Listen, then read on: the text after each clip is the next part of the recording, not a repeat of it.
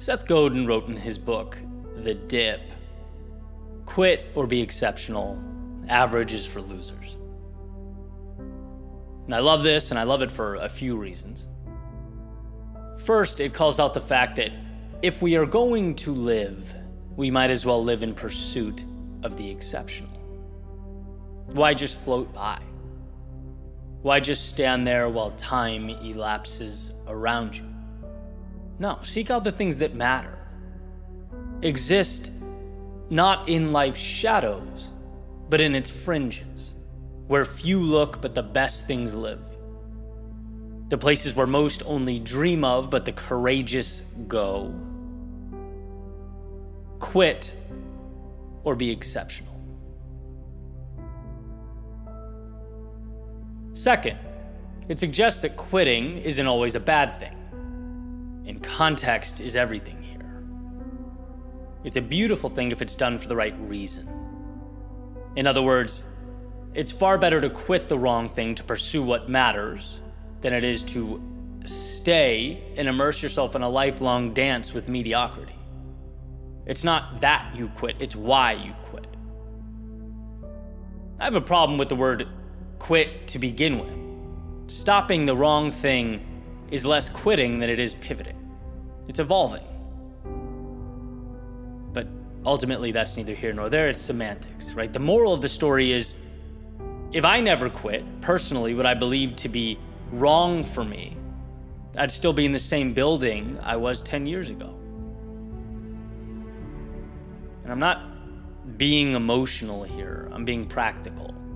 To become your best self, you have to shed yourself of the things that aren't you. There's an idea that what we say no to is one of the most important components of growth.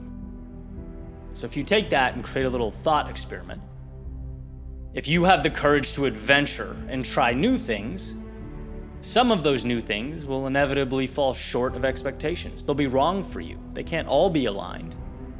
And so what then? You do the wrong things forever? Or do you take the lesson and move on to those level 10 opportunities? That's what this is about. Quit or be exceptional. Leave mediocrity behind. Do you have to? Well, you don't have to do anything, but the question is, what do you want? Because a world where you chase down the exceptional will be better for you. It will be better for those close to you. It will be better for the world at large. You will live a fuller life. And since you can never give more than what you are, it means the amount of value you can then distribute to others will grow. What we give is directly proportional to what we allow ourselves to be. So don't be mediocre. Don't allow that. Don't even entertain the thought that's not you. Quit or be exceptional. Go all in or don't go. Believe in it fully or walk away. Average is for losers. The fence is for people who forfeit the upside in an attempt to escape the downside, completely unaware that the true loss is the moment of reflection years down the road where you wish you had the courage to do a little more, to chase down the things that invigorated you, to wish you'd lived a little more boldly with just a tad more conviction. Quit or be exceptional. Because simply put, whether we realize it or not, we have defied the odds in simply existing. And I don't care that this idea is pushed to the point of it being cliche. I still don't think we get it. I don't think we've grasped the magnitude. Perhaps a metaphor we could use to help us think about it, and still not indicative of our reality, but worth a shot, is walking into a theme park and spending the entire day standing by the entrance, holding the ticket, right? Or being handed a lottery ticket and keeping it in your pocket, for fear of what could go wrong when you cash it out. Being there, but not experiencing there. See, chasing down the exceptional feels good because it's what you were meant to do. And if you haven't found it yet, don't give up. Find what lights you up until you can capture it and immerse yourself in it. Be the best at it. Let curiosity lead you to exploration and findings that few would be tenacious enough to discover. Quit or be exceptional. Or maybe better put, don't stop pursuing that thing worthy of your commitment. And once you have that target, go. Like everything is riding on it, go. Like it's the sun around which all else revolves, go. Life is simply too short to leave your greatness on the shelf.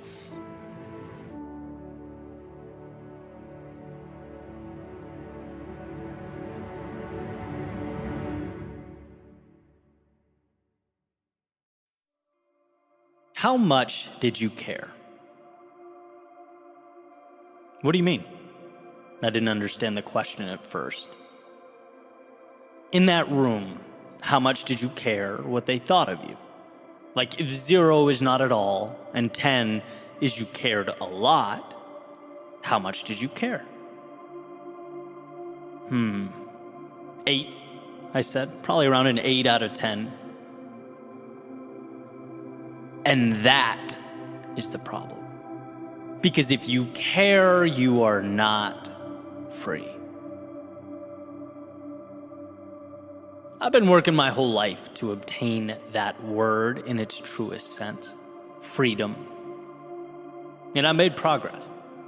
The world around us is tough to change, but most things worth changing are tough. I've uprooted and walked away from people that brought me down plenty of times. I've walked away from places that just weren't me. I've committed to carving out a path that I deem meaningful in my life. See, but you can always turn your back and walk away from people, from places, from situations. Here's a little caveat no one seems to tell you about, though. You have to take yourself with you. There's no destination to which you can arrive without your thoughts. There's no place you can show up without your narratives or your view of the world. And the more I navigate this floating rock we're on, the more I'm convinced that weather is determined by the onlooker, not the atmosphere. Some people simply choose to see sun. Some people choose rain. Our forecasts are internal. I've referenced this book often because it's one of the few cheat codes, not to any subset of reality, but to life in general, that allows us to reverse engineer true contentment. It's called The Top 5 Regrets of the Dying by Bronnie Ware, where she speaks with mostly older people during their final days, asks them what they would do differently if they could do it all over again.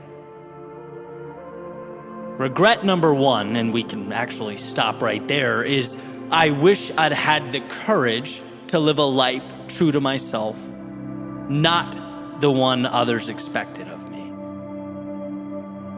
Meaning, the number 1 thing people wish they did differently was care less. They wished they'd lived in their authenticity, put more weight on their goals and their dreams than those of strangers that pass like ships in the night. Every time we repress who we are, our future selves shed a tear. And I know that's not pretty or uplifting to think about, right? A future you looking down and wishing you'd sought out that freedom in its truest form, the freedom to live fully. But look, sometimes carving meaning out of life just isn't pretty. Sometimes what's necessary is not pretty. See, everything's relative.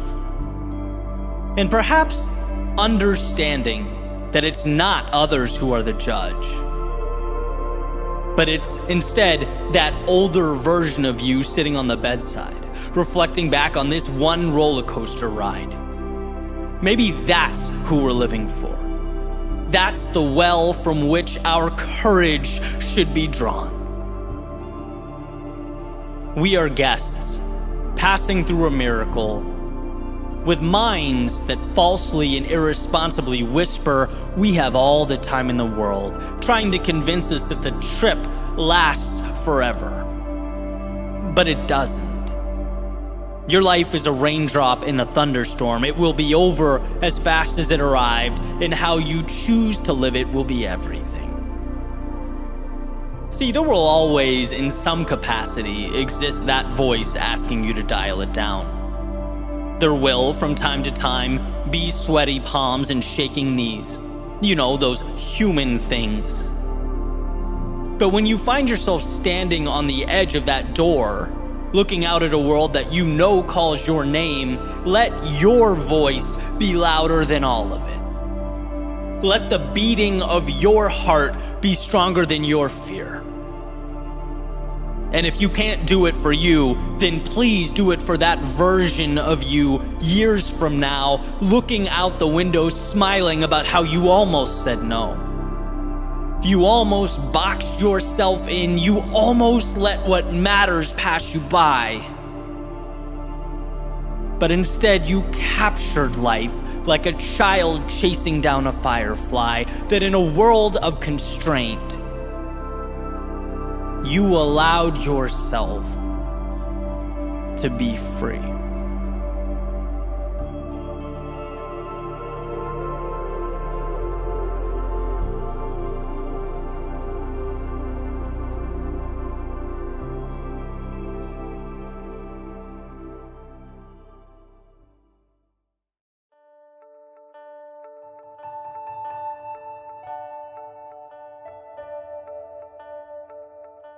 When I was a little bit younger, my grandfather would make a point to pull me aside every so often and say, "Eddie, you are stronger than you think you are."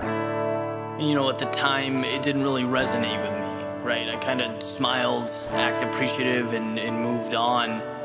But then that thing called life happens, you know, when you start to see the ups and downs, you experience the hardships. And no one's there to tell you how to act or how to handle it. But your response is what makes all the difference. And I look back now to that message and can't help but wonder if I'd be where I'm at today without it. Because it's not just a reminder. It's not something that goes on a sticky note and hangs on a wall. It's so much more. It's the reason that I can navigate through change, through loss. The reason I don't fear failure. See, nothing ever happened that I couldn't get through. And you don't realize that unless you look back. If you decide to rise to the occasion, you will. You're 100% capable of doing more than you ever imagined. Reality is a narrative, and you are always stronger than you think you are.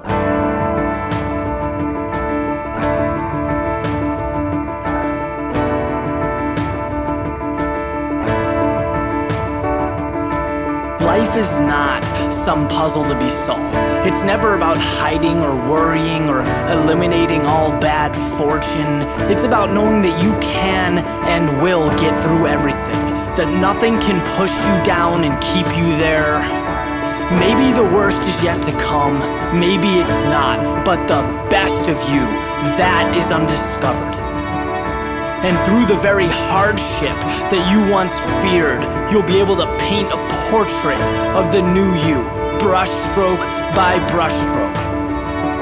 And see, back then, I didn't get that. I didn't know that growing up meant enduring difficulty. I didn't know what I was truly capable of. But years have passed, and now I know that I am stronger than I thought I was. And while life is not certain, my confidence stands alone. It's the reason that I run towards my dreams, never away from them, and neither should you. Don't forget that, because during even the worst of days, the darkest of nights, you are always stronger than you think you are.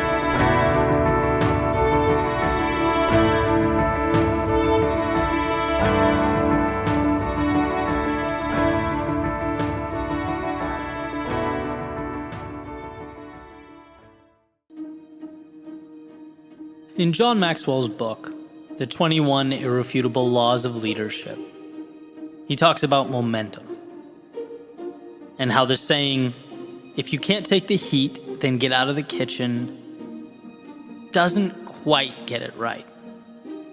Advocating that it should instead be, "If you can't create the heat, then get out of the kitchen." And being that we are all leaders in our own lives, I think he hits on something that none of us should overlook. The power of momentum, of not waiting but creating. Reminding ourselves that we are not spectators, sitting in the stands and simply reacting to or complaining about the events taking place below. No, we have the ability to change the things we do not like and create the ones that don't yet exist when we know they should. Too much of the time we react to that metaphorical heat in the kitchen, as John alludes to, forgetting that we can dial it up or down. We're not only characters that have been created, we are ourselves creators. And I talk a lot about mental shifts that have changed my life, and there are plenty. But perhaps the most important was the realization that I can do something about the things I don't like. And I know that sounds simple, probably even obvious. But I look back at various stages of my life and am blown away by the amount of things I tolerated for years and years simply because I gave it no thought. There were so many questions that I never asked, so many opportunities I never explored. Until I realized, hey, you can stop accepting those things you don't want. It's amazing the power of a simple list that was created. 2 columns. Left side, all the things that bothered me, that I wasn't happy with, or that I knew should be there that had been lacking. And then on the right column, what I'm going to do about it. Every single item. Each one. What's the step I'm going to take? And I just poured my heart onto that paper, and it's like you look down and feel like you have finally moved into the driver's seat. There's something incredible about knowing that you have taken control, something satisfying, knowing that you're not just accepting what falls out of the sky and lands in your hands. Right? Especially since we seem to have this proclivity to box ourselves in. Human beings are amazing in their ability to adapt. But the danger is when we adapt to and normalize a reality that falls short of what matters to us. The danger is in forgetting that nothing happens without momentum, and momentum is self-made. One of my favorite stories is about a man walking through the circus. And he sees these enormous elephants, each with one end of a rope tied around one of their legs, and the other end of that rope connected to a chair. The man, as he's walking by, he's curious, asks one of the trainers, "Hey, isn't that dangerous? Couldn't the elephant easily break free and get away if he wanted?" And the trainer says, "No. See, we started doing this when they were baby elephants. And when they were babies, they couldn't physically break free. They weren't strong enough. And so over the years, as they grew and became bigger, stronger, it never dawned on them that by simply pulling on that rope or walking away, they could break free. These chains might as well be invisible." And that's what they were. Mental. The rope wasn't keeping the elephants to the chair. The elephants were keeping the elephants to the chair. And there's something there in that message for all of us. For some of us in this particular moment, maybe it's big picture. For others, maybe we're at a season of life where it's simply creating momentum in some type of smaller capacity. And I travel through these ups and downs personally all the time. I think that's a healthy thing. It's a sign that you're looking for that growth. You're checking the world around you for those imaginary ropes. Recently, I went through a period where I just felt too long had gone by without something significant happening. I needed to create momentum. And so I asked, well, who was I reaching out to? How was I pushing myself? What was I doing that scared me? What was I doing that was growing? How could I take things up a level? All these little levers of opportunity are all around us, but we have to know to look for them, to see them and pull. And it's truly an incredible thing. You do that, and you start to feel the movement underneath you, the momentum, the excitement, because you're trying new things, you're taking new risks, talking to new people. And that's how that snowball grows. We have to realize that we are mighty big elephants, perpetually tied to these comically small chairs. We have to create that heat in the kitchen because we're not only capable, we are ready. We are equipped to move forward. See, the moment is never going to be perfect. The momentum will never come to be on its own. Those things wait. They wait for you to stop watching life go by and click start on the stopwatch. Yeah, time has always ticked away, but it will never mean as much as it's about to now. Tick tock whispers the opportunity, signifying that in order to evolve, we must decide we are bold enough to go where we have not yet gone and strong enough to leave some things behind, to choose to accept some discomfort in its impermanence instead of a regret that is forever. And that's a trade that demands we look into the future and find value in the unseen. It's a move that says the seconds ticking by mean too much to dishonor them by not making the most of what's around you. And those answers are always there.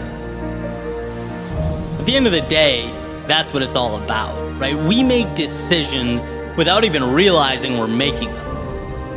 To accept the current moment as fate is to choose what you're given over what is possible, over everything that's out there available for you. It's never too late to pull on that rope around your foot, to be who you, as the saying goes, might have been. Know that in your world, nothing consistently shows up or exists without your stamp of approval. That will always be true. Nothing carries on without you allowing it to do so. And that understanding will be the difference between the ground level and the exponential heights you are capable of reaching. The creation, the email, the phone call, the ride, the book, the period of time, the step out the door, any and all of life's seemingly unremarkable characteristics. Within them is your ticket to greatness. Just know that you have to be the one that winds the clock. You are the sun around which everything else revolves, the architect that makes something of value from them. There will always be momentum where you decide there should be momentum. So pick your head up, open the door, and step out into the world of potential that awaits.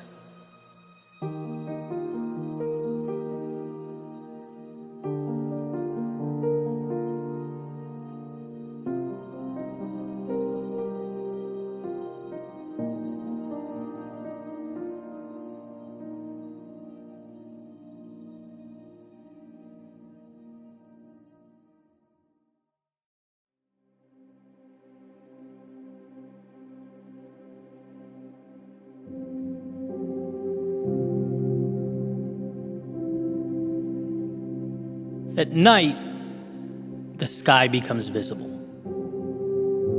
The darkness, the muting out of everything else allows the stars to finally shine through, to make their presence known.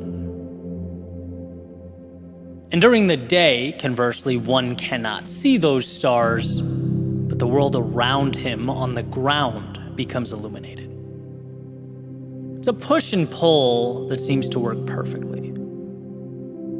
And I think there's something poetic about the partnership existing between the big picture goal and the small steps required to bring it to life.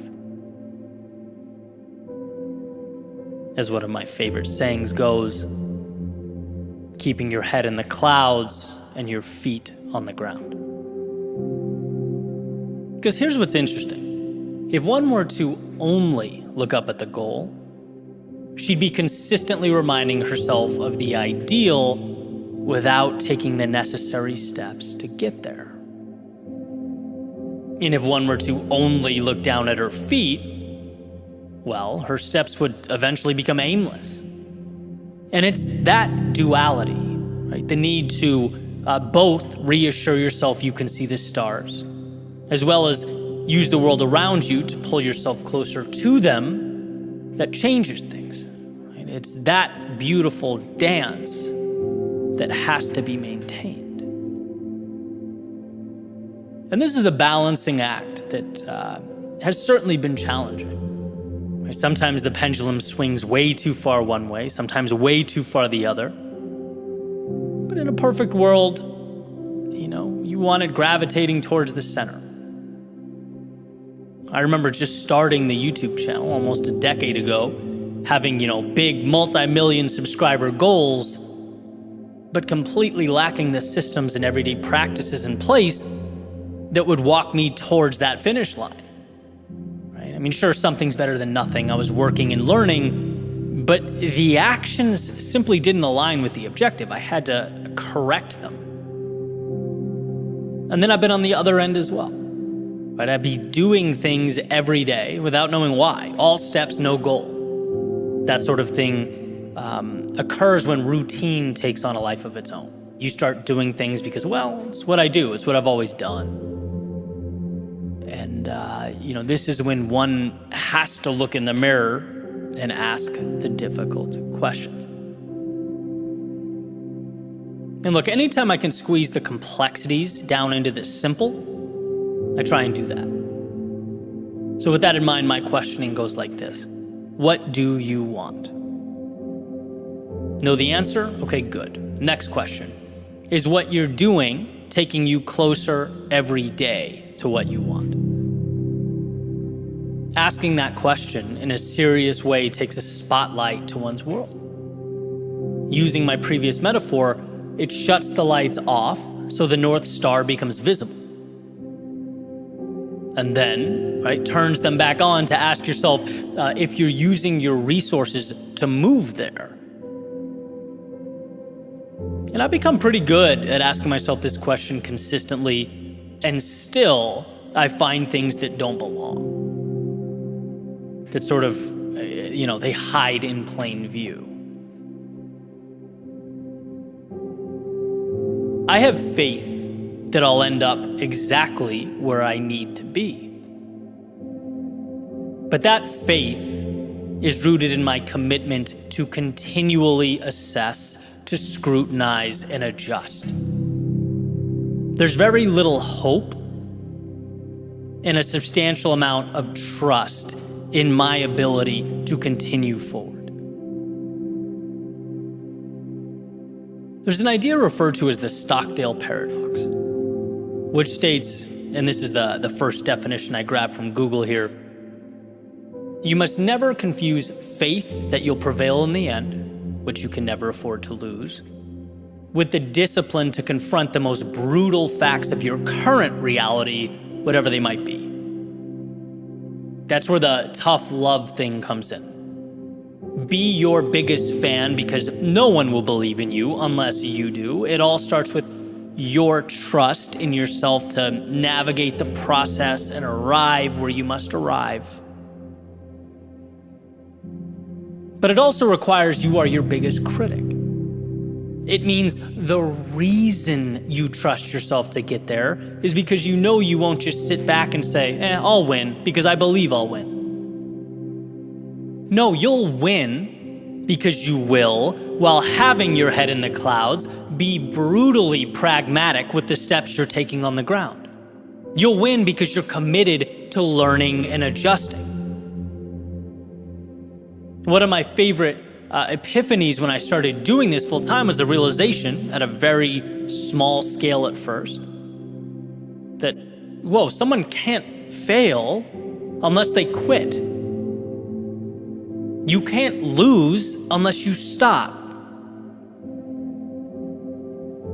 Impossible, someone might think, right? Well, no, because when you miss the mark or you fall short, you take a second to understand why, and then you come back to the problem or challenge again, right? This means life is a game of tenacity, of persistence, of commitment.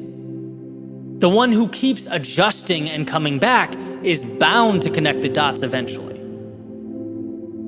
which makes failure the simple decision that, this isn't worth it for me. I don't want to continue adjusting and re-engaging with this.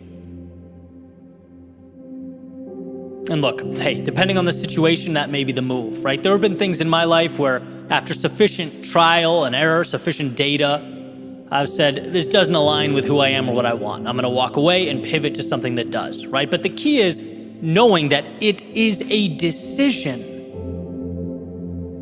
To not reach a particular goal is a choice to no longer attack it relentlessly. And so when you feel lost or defeated or even frustrated with the process, try that line of questioning. What do I want? And is what I'm doing today bringing me there? This allows you to start taking a sledgehammer to the things that don't belong, refining the process. And sometimes walking away from the things that are no longer in the scope of who you want to be and where you're going. But the power is in knowing, it's in understanding that your footsteps, the little actions of your day-to-day, they are incredibly powerful. But most of all, when you are methodical with them, when they're pointed in the right direction. So pick your stars carefully and own those steps that take you towards them. Failure is not a sickness you catch. It doesn't fall on your head like a piano in those old cartoons. It's a choice. Meaning, in positive terms, as long as you are committed to learn, reapproach, and repeat, you will find yourself atop the mountain. As long as you're willing to evolve, you will ultimately arrive.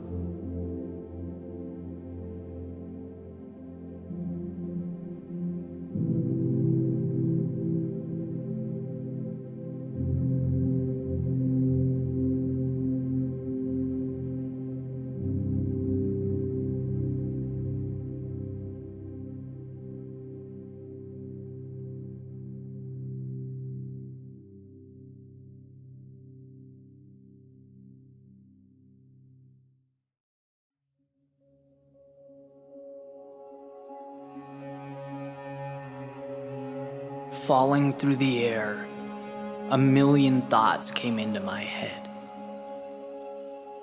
Would this be the end of my journey? Was it the wrong decision? Did I not appreciate what I had enough? See, just a moment before, peering down at the ocean below, I could see just how long the fall would be. Watching the waves crash against the rocks, the birds glide through the sky, well, it makes a human feel awfully small, detached. I couldn't help but think maybe there was something more, that perhaps with all this seeing, this wishing, this wondering, I'd forgotten to feel.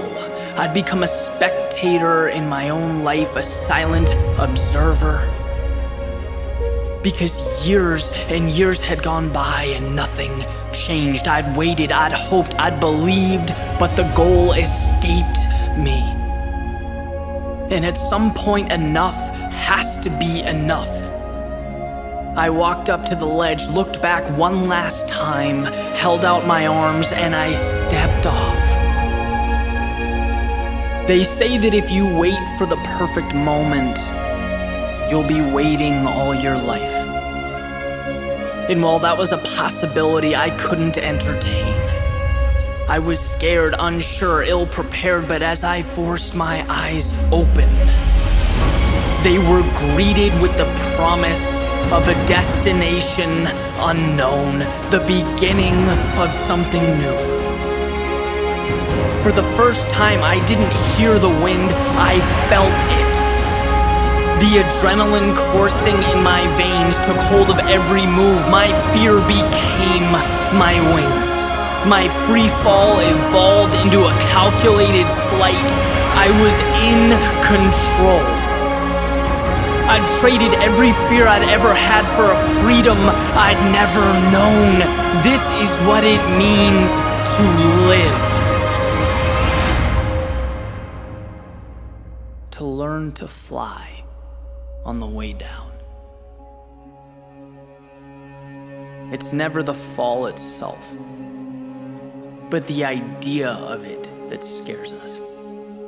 The what-ifs that corner us and lobby for our submission. What I've come to realize is that having no wings was simply my excuse.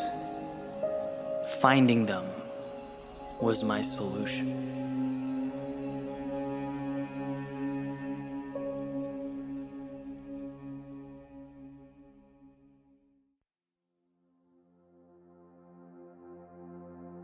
The thing about storms is that they all have one thing in common: they pass. And once gone, they leave you as a person different than who you were before you stepped in. Before you found yourself consumed by its adverse conditions. They are disruptors, breaking down and shaking up, but not for the sake of chaos itself. No, storms break us down so that we can build again. So that we can find within ourselves the power and the strength that simply remain tucked away during those sunny days. And so walking up to this storm, what you'll immediately notice is a break from the normal, the everyday. An obvious detachment from the standards by which you had been living. But don't be fooled into thinking those dark clouds and heavy winds have nothing of value for you. Don't be tricked into thinking the rain will consume all the good in life. Because at the end of the day, it's that very rain that washes away the excess and leaves the meaningful. We don't grow despite the storms.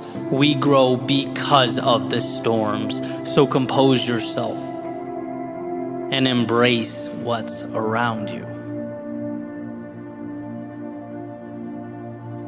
Amidst the storm, you might realize that you don't want some of the things you thought you did. You might realize that life contains variables that make it incredibly unpredictable. And when old plans meet new variables, sometimes we learn that the path we were walking down requires adjustment.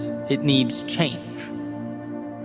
Not because we were wrong, the dream was wrong, or the path was wrong, but because life is an experiment. Experiments are meant to test hypotheses and support exploration.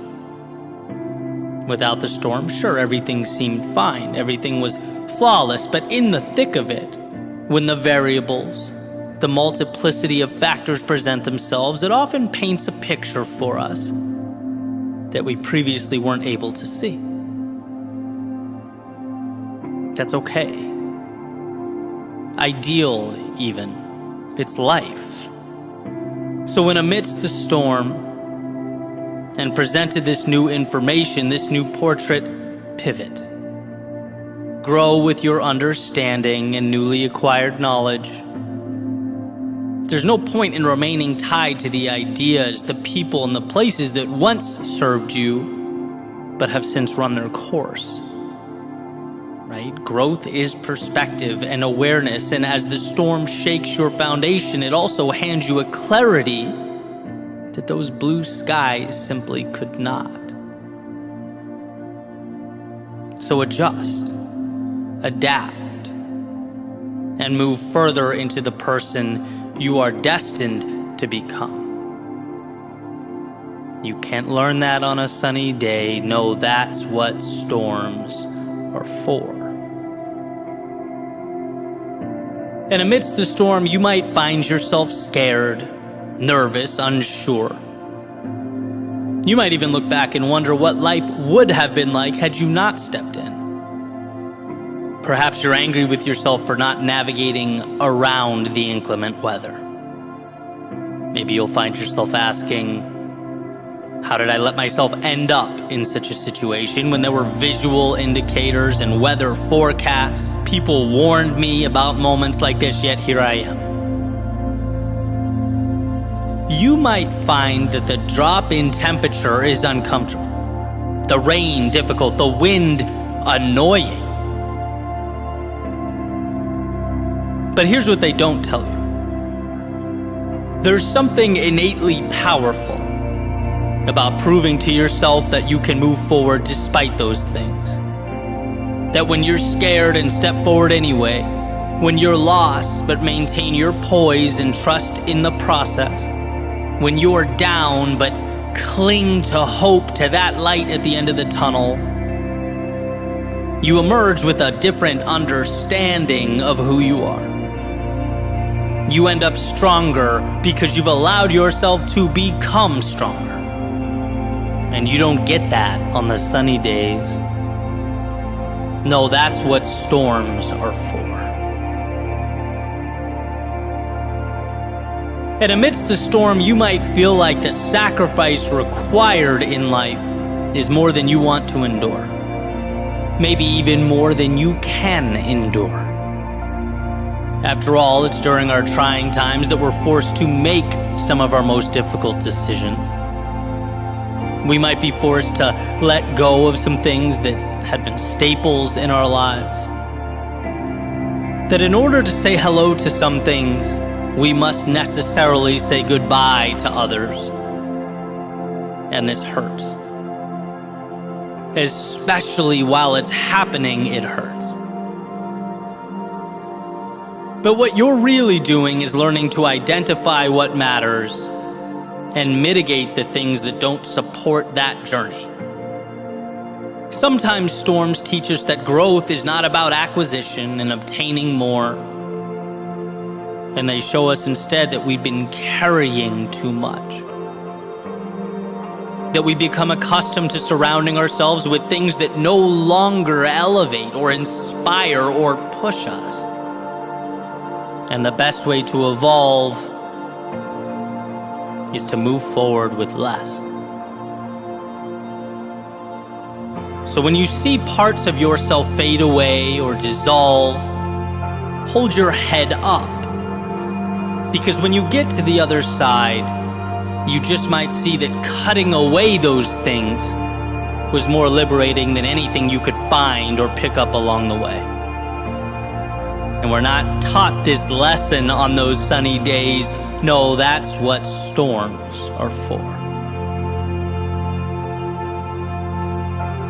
And amidst the storm, it's quite possible that you'll feel lonely from time to time. Maybe misunderstood.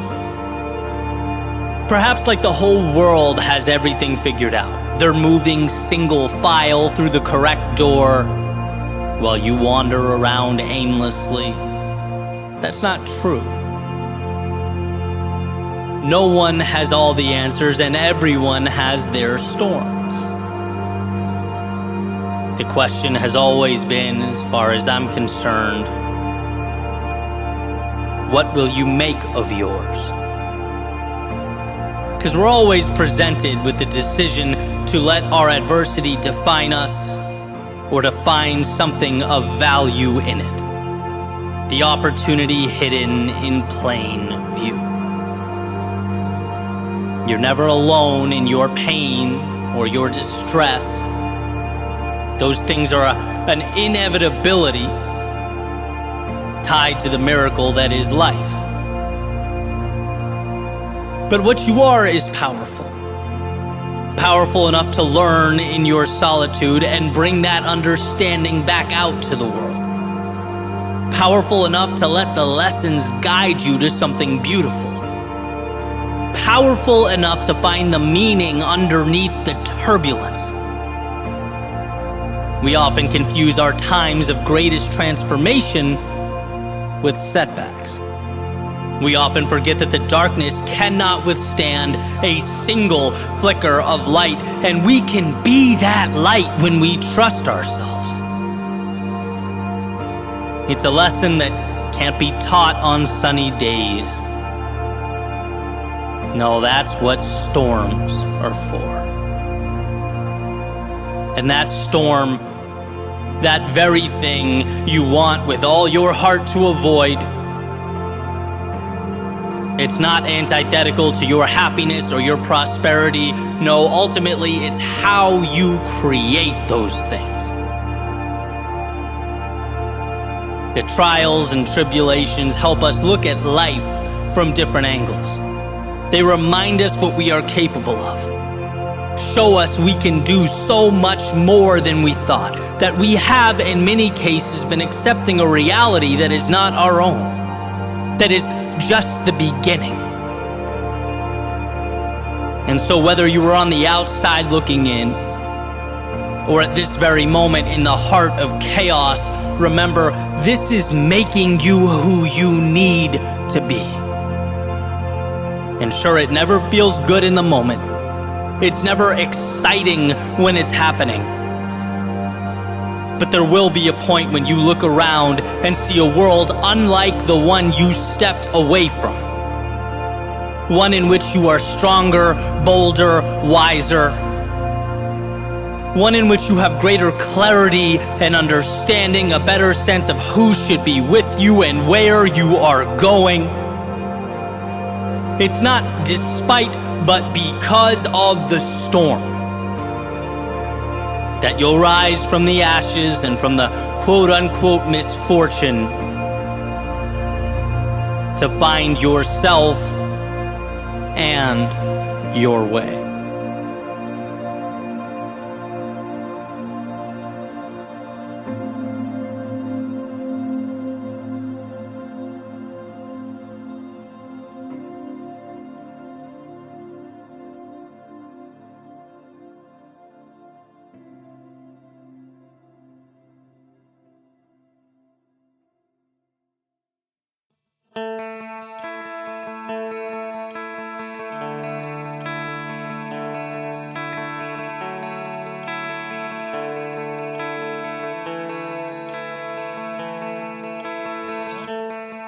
I spent some time in Roanoke, Virginia, one of the most beautiful places I've ever lived. It's this little valley surrounded by the Blue Ridge Mountains. And across the street from where I lived was a park. You could look over in the evening and you would see hundreds of fireflies flying around. And I always thought it was such a cool thing, you know, bringing me back to when I was young, when I was a kid, and it was such a thrill in running around trying to chase those things. And seeing this day in and day out led me to think, 24, 25 years later, about all the things that have changed in my life.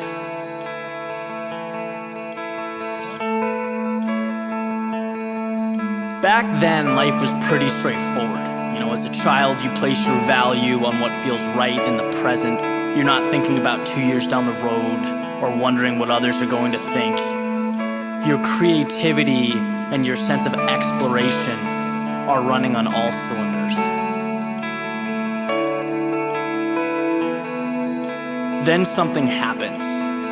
we begin to understand the way of things. We see what's valued in society. We see what's expected. We see how success is defined. And so begins our ascent up the ladder. And rung by rung we climb, looking above us, below us to see where others are, see how fast they've moved in relation to us. And eventually this coincides with how we see ourselves. And as you know, how you see yourself is the best indicator of what you will become. Which is why when so many people aren't happy with their day-to-day, that's a huge red flag. That's breathing, that's not living. Folks have been climbing this ladder their entire lives and never stopped to ask if it's where they were meant to be. Maybe the top of the community ladder isn't what you want, but you never thought, you only acted. And if you don't think, if you don't ask yourself the question, you will climb and you will climb and you will climb until you burn out. I try and spend a few minutes every day thinking about this. It's the most important thing I can spend time on. It's my life. It's more important than green paper. It means more than the opinions of others. It's the backbone of everything. Everything around me and the meaning I give it stems from how I identify myself, who I am. Which brings me back to those fireflies, to running around on a hot summer evening, not having a care in the world. There is something intrinsically perfect about those moments. Life is about peak experiences, joy, excitement, so that you never lose that spark, because it's all that separates us from every other being on the planet. If we don't have that, what do we have? What separates us from ants moving dirt? Monotonous action based on instinct. There's just no thrill in that. Why not create a life that allows you to feel that excitement every day? Don't act because you're supposed to. Act because you so desperately want to that there's no other option. Because you couldn't live without the adventure. You couldn't pass on the experience. Here's a secret. If you become fixated on a life that means nothing to you, at some point, you will probably get to the top. And from there, you will have a beautiful view of everything you missed out on. So maybe there is something to the whole chasing firefly routine. Maybe a 4-year-old running after a glowing bug with a jar deserves more credit than he's given.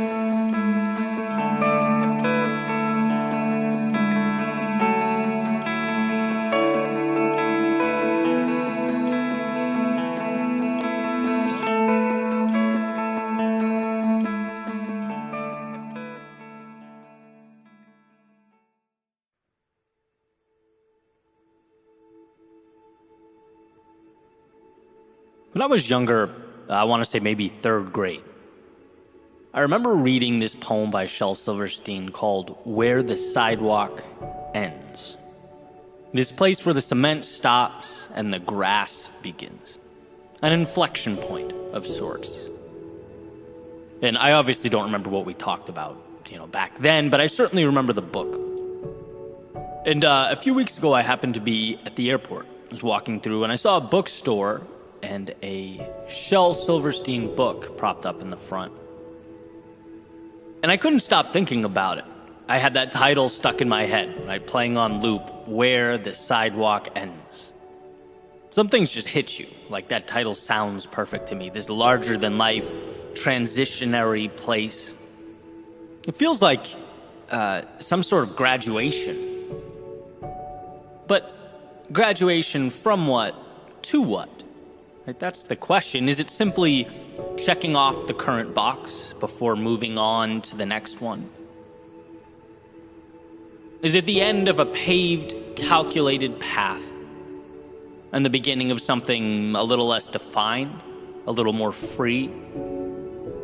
Is it the place where you step away from what's expected of you and instead do what you are called to do, what you know in your soul is right?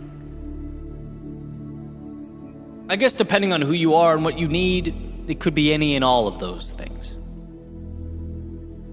But as I sat 36,000 feet in the air, it kind of dawned on me, not necessarily what Shel Silverstein wanted the takeaway to be. Fair, right? I mean, it's a famous poem. There's a lot of analysis and writing on this. But I'm more interested in the question, what do I need personally? Now, with everything going on in my life, what would I want that place to be, where the sidewalk ends? And the more I thought about it, the more I realized it's not a transition. I don't think where the sidewalk ends is where you step out from one place and arrive in another. But I think what's more applicable in this moment is a perspective shift, almost a lifestyle invitation to straddle that line, where you have one foot on the cement, right? The stable ground, holding on to that structure we need to maintain healthy lives, to build, to take who we are and effectively share it with the world. And one foot on the grass, unpaved, no parameters, where our childlike curiosity runs rampant and reminds us that life is no standardized test. Right? Like if the cement represents the frame, the capsule, that rocket going to the moon, the grass represents the precious cargo it will be taking into orbit, that substance that must be found. And I think the reason my mind goes here is because in my life I've swayed too far in both directions. I've spent entirely too much time on the sidewalk where I've limited myself, my beliefs in my trajectory. I've abandoned what I wanted to do because I was terrified to stray from what I was supposed to do. I've let routine kill creativity. I've let plans suffocate freedom and exploration. But I've also spent too much time entirely in the grass, beyond the structure, dreaming but aiming for no target, free but not grounded. Perhaps at times having worked so hard to tear down the parameters and the structure in my life that I found myself with no foundation to build upon. Right? And I think the deal is sometimes we need more sidewalk than grass, and sometimes we need more grass than sidewalk. There are times in our lives that call for exploration, and there are times in our lives where we put our heads down and build. But the critical thing is, we remember that beautiful balance between the structure that's ultimately imperative and the freedom to step beyond it so that we can pull in more life. That when things feel too stiff or constrained, maybe you lean more towards the edge of that unkempt, undefined world. And when you crave structure, when you've been wandering too long, when you want to build something with the pieces of life you've been casually collecting along the way, you lean in towards that foundation, towards that which is both known and dependable, and maybe that's where we leave it. As you navigate each segment of your life, it's knowing that you have your hand on the dial that will allow you to be your best at that particular moment in time, something no one knows but you. So think of that spot. What are you going through now, and how can you best position yourself to handle it? This awareness is a power, it's a strength. It's not merely passing through that place where the sidewalk ends, but I think it's an opportunity to embody it, to adapt and carry on as each new chapter begins.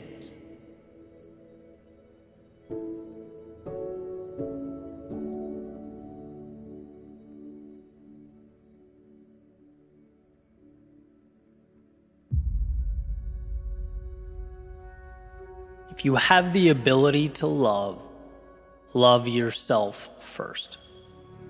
Charles Bukowski. So last week I was in Utah, and while I was there I did some guided breath work, which I'd never done before, and honestly was a little skeptical at first. But I try and keep an open mind and gave it a shot. Happy I did. It ended up potentially being one of the most important things I've ever done. And I want to share why. Because this breakthrough or aha moment, if you will, was exactly what I needed when I needed to hear it. So this episode's going to be a little different than usual, but I feel compelled to pass it along.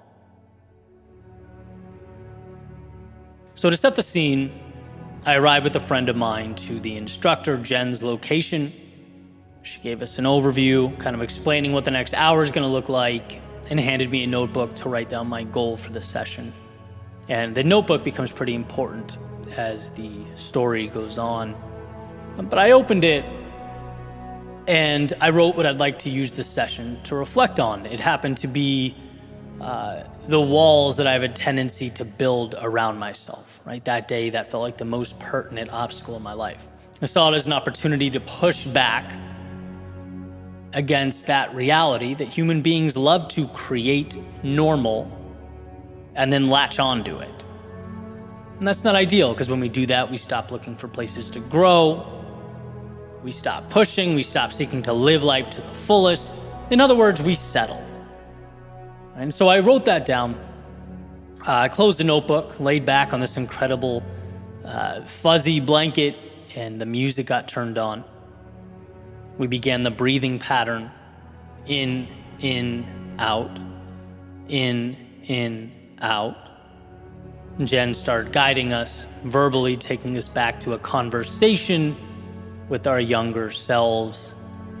The journey had begun. And this is the part where things get really interesting, because my thoughts really did feel like some strange mix of dreaming and hallucinating, just from breath work. But at some point, she referenced the need to let go and said the words, we weren't meant to suffer or hold on to suffering. And that really cut deep, because I know there are so many places where I've rationalized continuous suffering in my life. I'd speculate that in some way, we all do. When the hard thing or the uncomfortable thing, when they stop being stepping stones and instead just become the way things are, becomes a concession. Hey, this doesn't feel good, but it's my life. This person holds me down, but it's how things are. I don't like doing this every day. It eats at me, but hey, life, am I right? That's learned helplessness. It hides in the corners and the nooks and crannies of life, subtle enough that we don't give it much thought. And I imagined very vividly climbing down a ladder placed on the edge of this dark canyon that went straight down. Down, down, down. Everything, my entire landscape was black and white. There was zero color, except for the rays of light barely visible at the bottom. All the way down as I descended into the canyon. The colors, they'd get a little stronger, a little brighter, as if every step put a little more vibrance into my life. Each move down made things a little clearer, the ladder becoming quicker and quicker, eventually turning into a slide that brought me down to the base of the canyon, where upon landing and standing up, everything was illuminated. Fields of sunflowers, waterfalls, birds chirping, the sun shining, and it was there in that moment I realized my intention for the class, the one I wrote down in that little notebook, well, it missed the mark. Not in the sense of being incorrect or wrong necessarily, but it simply wasn't enough. See, at the root of it all, or at the bottom of that canyon, existed life with the courage to love yourself. Not just accept yourself, not just be okay with your existence, but love yourself. With all your faults and your struggle, with all your mistakes and your history, it became clear to me how much changes when you love with all your heart the person staring back at you in the mirror. The opinions of others, they do not guide your decision making. How could they? How could others know you better than you? In fact, those opinions are part of the black and white landscape to be left behind at the top of the mountain. The consistent suffering you've become accustomed to, the learned helplessness you endure, that's not acceptable to someone who truly loves him or herself. Loving yourself means pushing away that which is not you. It's finding that ladder down to the beautiful world of authenticity and truth, the magic of being aligned with what really matters. And what's funny is, I can talk about breaking down barriers. They should be broken down. I can talk about stepping into fear because it should be confronted. I can talk about finding a way out when we're stuck and a way up when we're down. I can talk about all of that every day of my life. But none of it matters if you don't learn to fully love the reflection in the mirror more than you ever thought you could. Think about the gift you could give to that younger version of yourself. Think about what you could give to those close to you, your family, your friends. Think about what you could do for the world if you left those black and white concessions behind you and lived a life true to yourself. It is, of course, not always easy, but I learned that day that it is the North Star. It's what we build upon. So before we ask how to shape the world around us, maybe we should be asking, how do we embrace the one within us? Maybe we should learn to love ourselves so deeply that those walls don't need to be broken down. Because in time, we'll learn not to build them up in the first place. We'll learn that in a world of black and white, it is acceptance and trust and confidence and love that gives it color.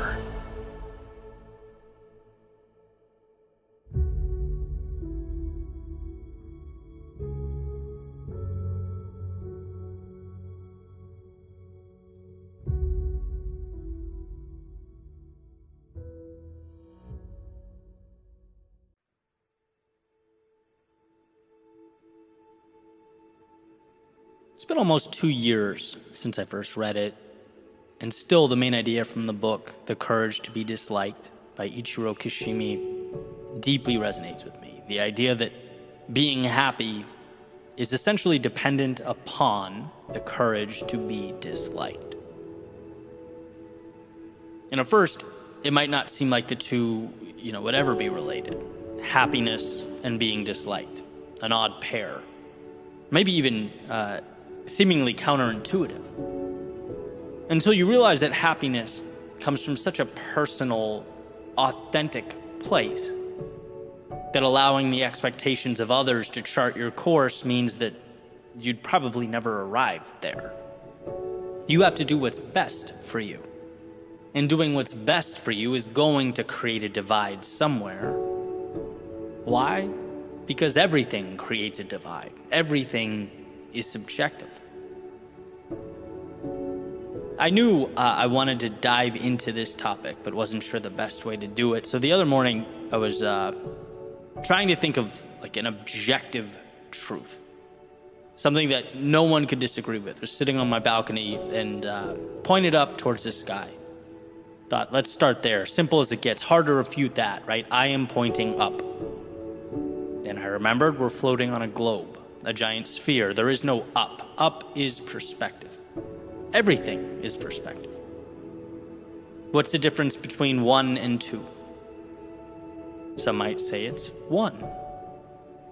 But technically, there's infinity between 1 and 2. You can have infinite decimals. 1.9999 goes on forever, right? Point being, there's subjectivity when we drill down into even the seemingly obvious truths.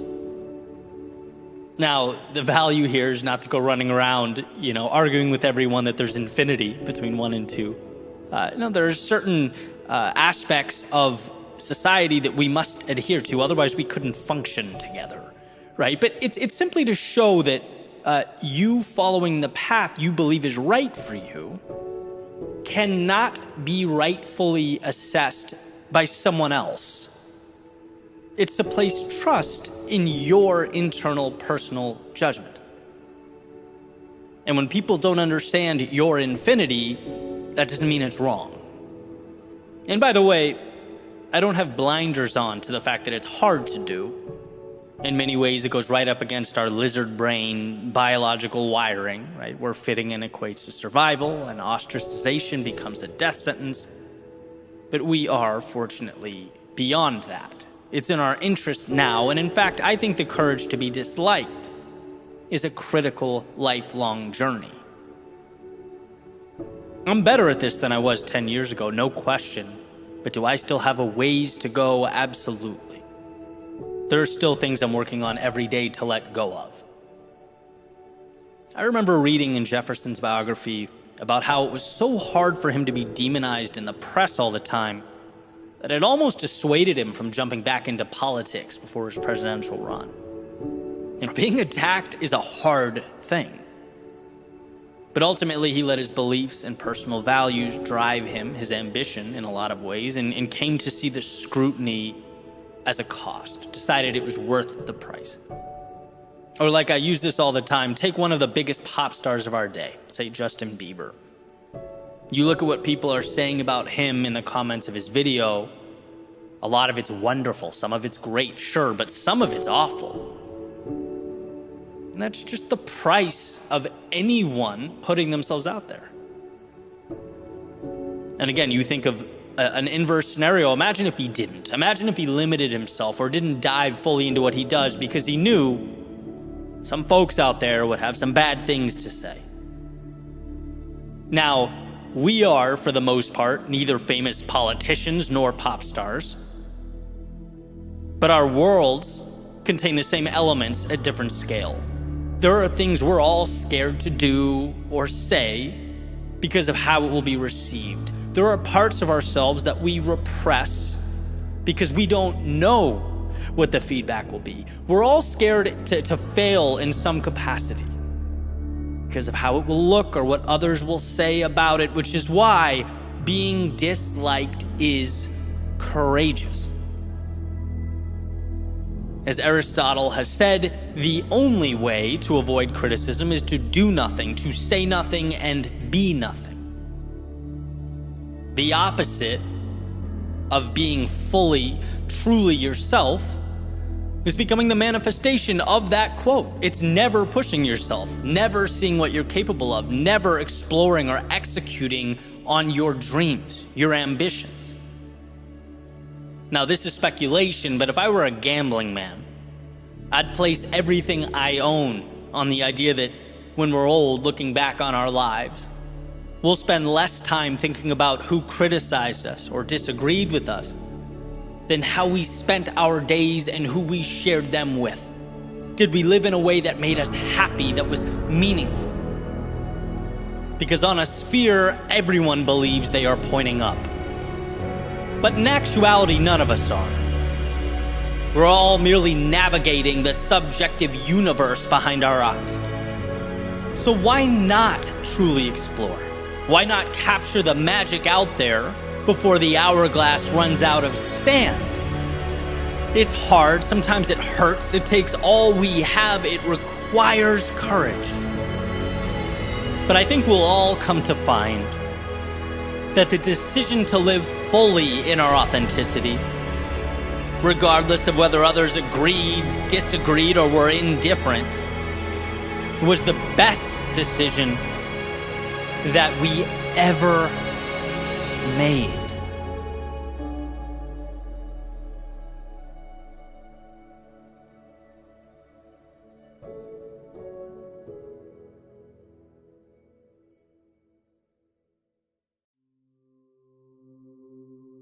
You weren't put here to live in the shadows of life, to exist beyond the sun's grasp, to stay on the outside, looking in. No, you weren't put here to live in the shadows of life. It's important to remember the difference between now and forever, the distinction between today and tomorrow, because from time to time they look deceptively similar. Especially when we inevitably find ourselves in the darkest of times. When despite our best efforts, our world is reduced to shadows, void of hope. When tomorrow and today have merged into one endless entity, it always seems to be in these times that we forget that right now is just a moment, not an assigned permanence,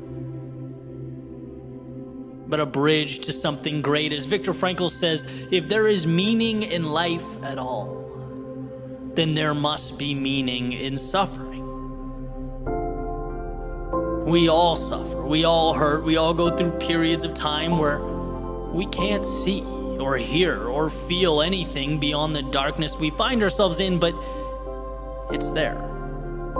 Darkness cannot be defined without light.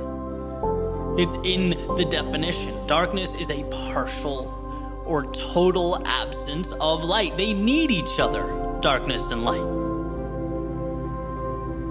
The one thing that can bring darkness to its knees is out there, everywhere, all around it. And if there was ever a reason to be hopeful, enthusiastic, if there's ever a reason to believe, it's that a new life is always a light switch away. It's that darkness is as temporary as the day. And the antidote requires only that you believe it to be true. Only that you find the resolve to reach one foot out, to remind yourself of the sun's warmth and the infinite beauty of a world beyond this temporary darkness, because you weren't put here to live in the shadows of life, but to re-emerge like a rocket through the Earth's stratosphere, to swing from star to star like life is a playground and you make the rules. And I think when we look back, we'll be nothing but grateful for those times of darkness. They, in a sense, prepared us for the road ahead by giving us what we need most: perspective, life lessons, a roadmap to follow. Because you don't appreciate the light, the sun, the clear blue skies, the wind on your face, the sound of the waves, the chirping of the birds. No, you don't see the beauty in any of that until, even if for a moment, it is taken away. You don't learn about life's abundance until you come face to face with scarcity. You don't learn to give until you've had your world taken away. You don't learn to love until you've experienced heartbreak. You don't learn courage until you've been overcome by fear. You don't learn to grow until you've been truly stuck You don't learn to believe until you've looked in the mirror and doubt peers back. You don't know who you are until you learn what you're not. See, everyone finds themselves having wandered into the dark, sometimes of their own volition, sometimes of fate. But like leaves changing color in the fall, the earth on its journey around the sun, a wave emerging and falling back into that which it came, it is not an end, but a beginning. Life's way of preparing us for what's to come, introducing us to the infinite possibility of tomorrow, because you weren't put here to live in the shadows of life, but to emerge from them, to light up the world. No, you weren't put here to live in the shadows of life.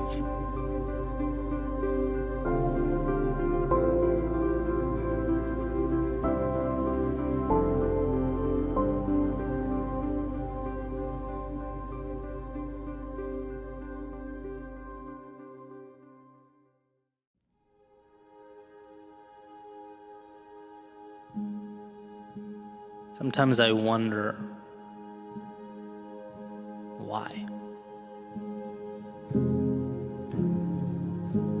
Why does this season of life feel like it's one undesirable outcome after another? What happened to the law of averages? When is the win? Where is the light at the end of the tunnel? Why would I continue going in this direction when it feels like that spot on the horizon I've been chasing has eluded me? Why? Why are my results not aligning with my output? It's hard to wake up and do this. It takes all of me to give this much. Sometimes I wonder, where is the delayed gratification everyone speaks of? Where's the fruit of my labor, the arm on my shoulder that says this is why it was all worth it? Why hasn't the payoff shown itself? Why? And why does it seem like every curveball materializes at the worst possible time? Why won't my body cooperate now when I need it most? Why does my mind play with the worst case scenarios? Why does an already challenging path have to be more difficult than it is now? How many ways do I have to feel pain? Why does discomfort follow me around? Why won't life let me shake this? Why? Well, maybe, just maybe, it's to show you how strong you are, what you can endure. Because deep down in your soul, you know you are the 1%. Because if you can push through this, you can push through anything. And I don't know why life gives us its lessons when it does. Why the world seems to stack it on when we're at our most vulnerable. When the ground beneath us is most unstable. But if you can find the courage to step back and see this for what it is,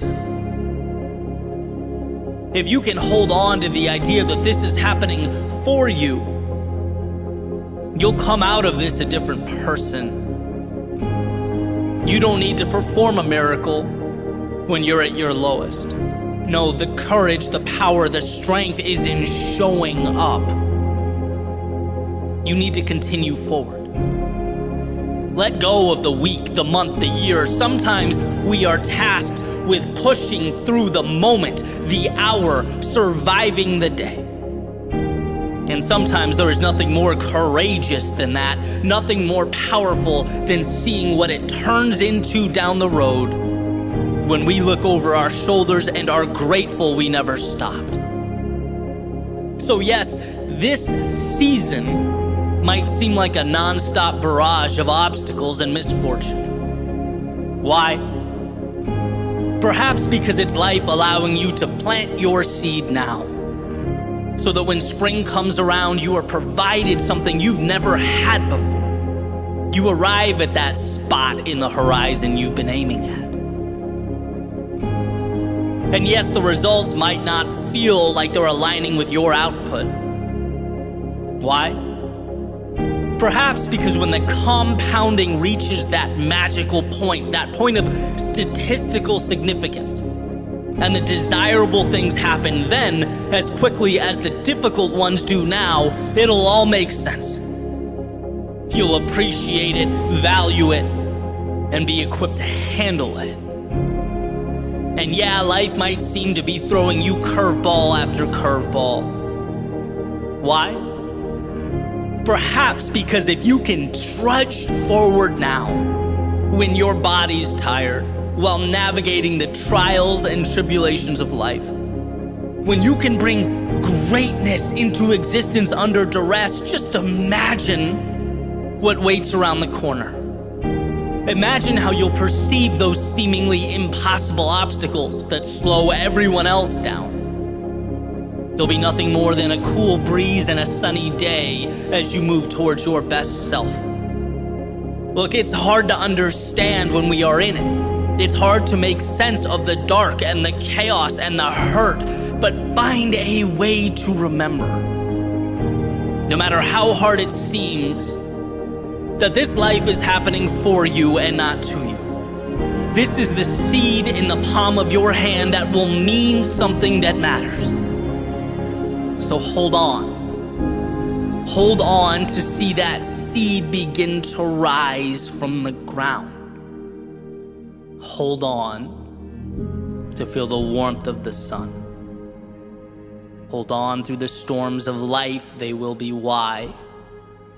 When you look back years from now, you'll have gotten from life that which was once merely a dream.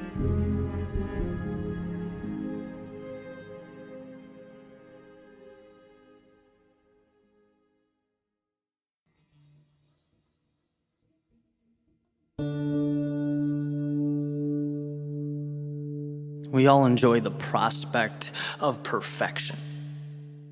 And everyone has an ideal outcome. We all make plans. But very rarely do they unfold as they were drawn up. Why? Well, because life is predictably unpredictable.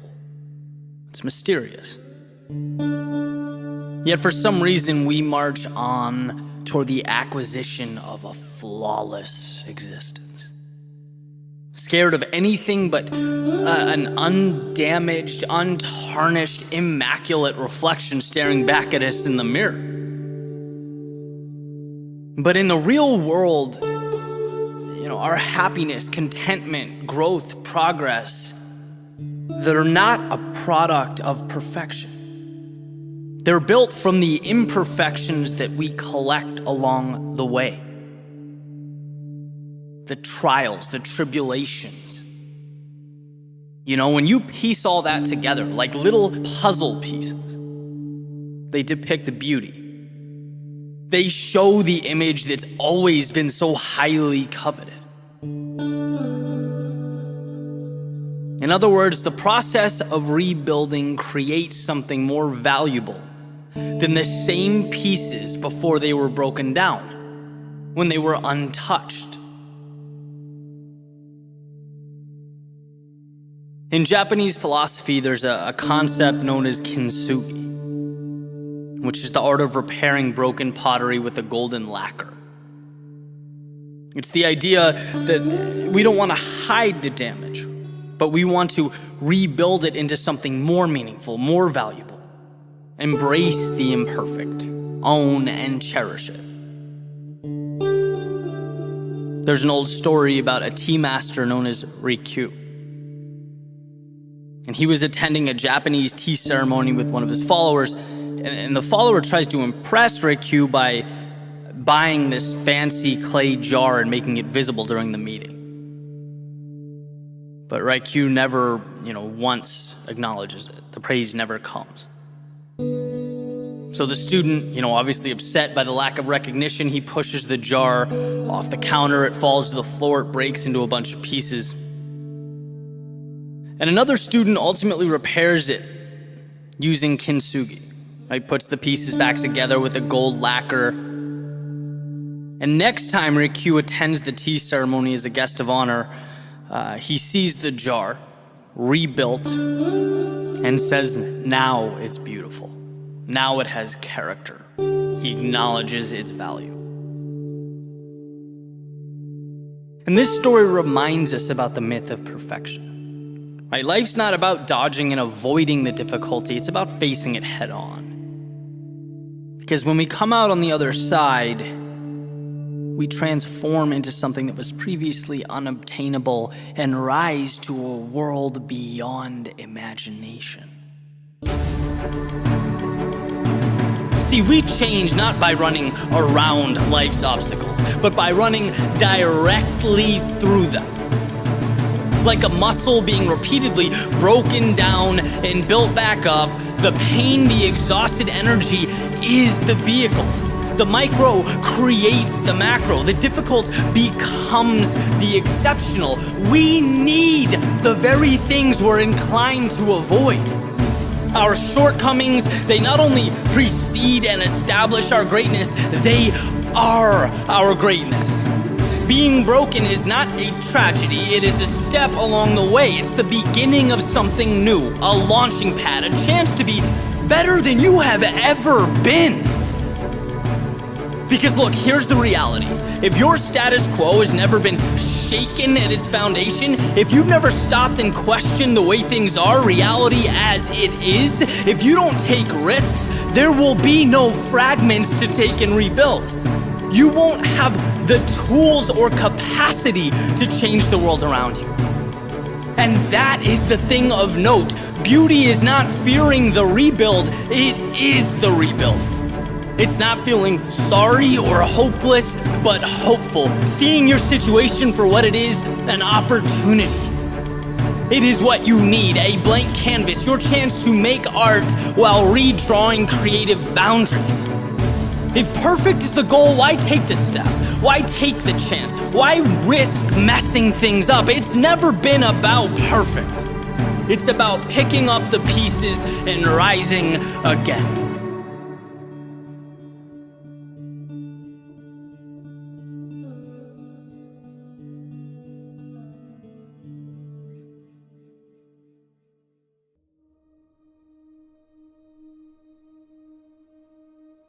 Lead yourself first. Before we can influence, before we can ever persuade or change anything externally, we have to first lead ourselves. And that means delivering on the promises we make to ourselves. It means showing up when we tell ourselves we're going to show up. It means putting ourselves in an environment conducive to growth. There's an old metaphor from Wayne Dyer about an orange, where he essentially says that it doesn't matter what you do to an orange. It doesn't matter how hard you squeeze it, or how many you have, or how you manipulate it. Grapefruit juice will never come out of an orange. Right? Only orange juice can be emitted, and similarly, we can never give or contribute what we do not have inside ourselves. We can't expect our lives to look like anything other than a culmination of the tiny actions, steps, and decisions we make on a daily basis. The external world is a product of the internal world. And the internal world is not realized until we learn to rule over ourselves and our lives with conviction. You can break this down in many different ways. Right? Jocko Willink says discipline equals freedom. John Maxwell talks about a leadership lid. where success levels can never exceed leadership capability, and sure, it applies to teams, but it also applies to self-leadership. Are you searching for and committing to the little hinges in your life that, as W. Clement Stone says, swing big doors, that make the difference? Are you taking responsibility for your shortcomings like leaders do? Are you learning to trust yourself? Are you seeing past the trap of perfection and committing to progress? Are you taking the little things seriously? Because at the end of the day, all things are comprised of little things and only little things. The bottom line is that we master nothing until we master ourselves. Trust ourselves. The bottom line is that we win when we lead ourselves. Hold ourselves accountable for the little things that matter, even when it hurts or we're tired, even though no one's going to come up and reprimand us for falling short.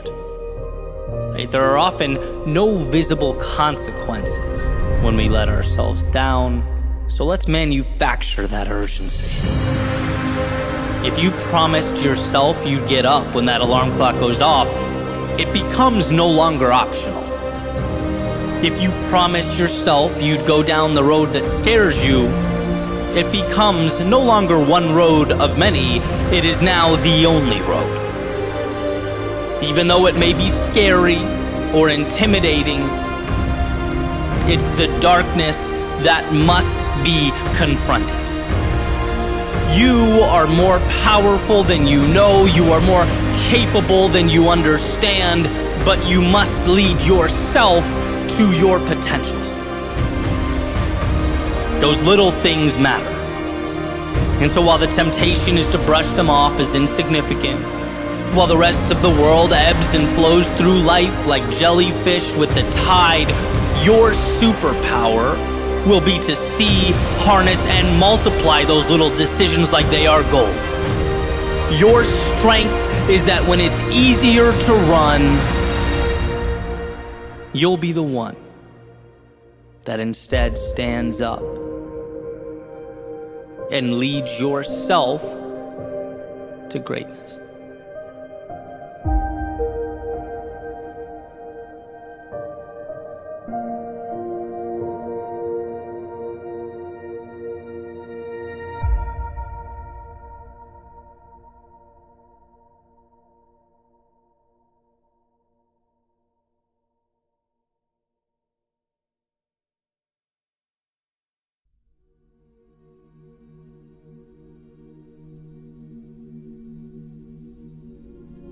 It's not about what happens to you. No one escapes adversity.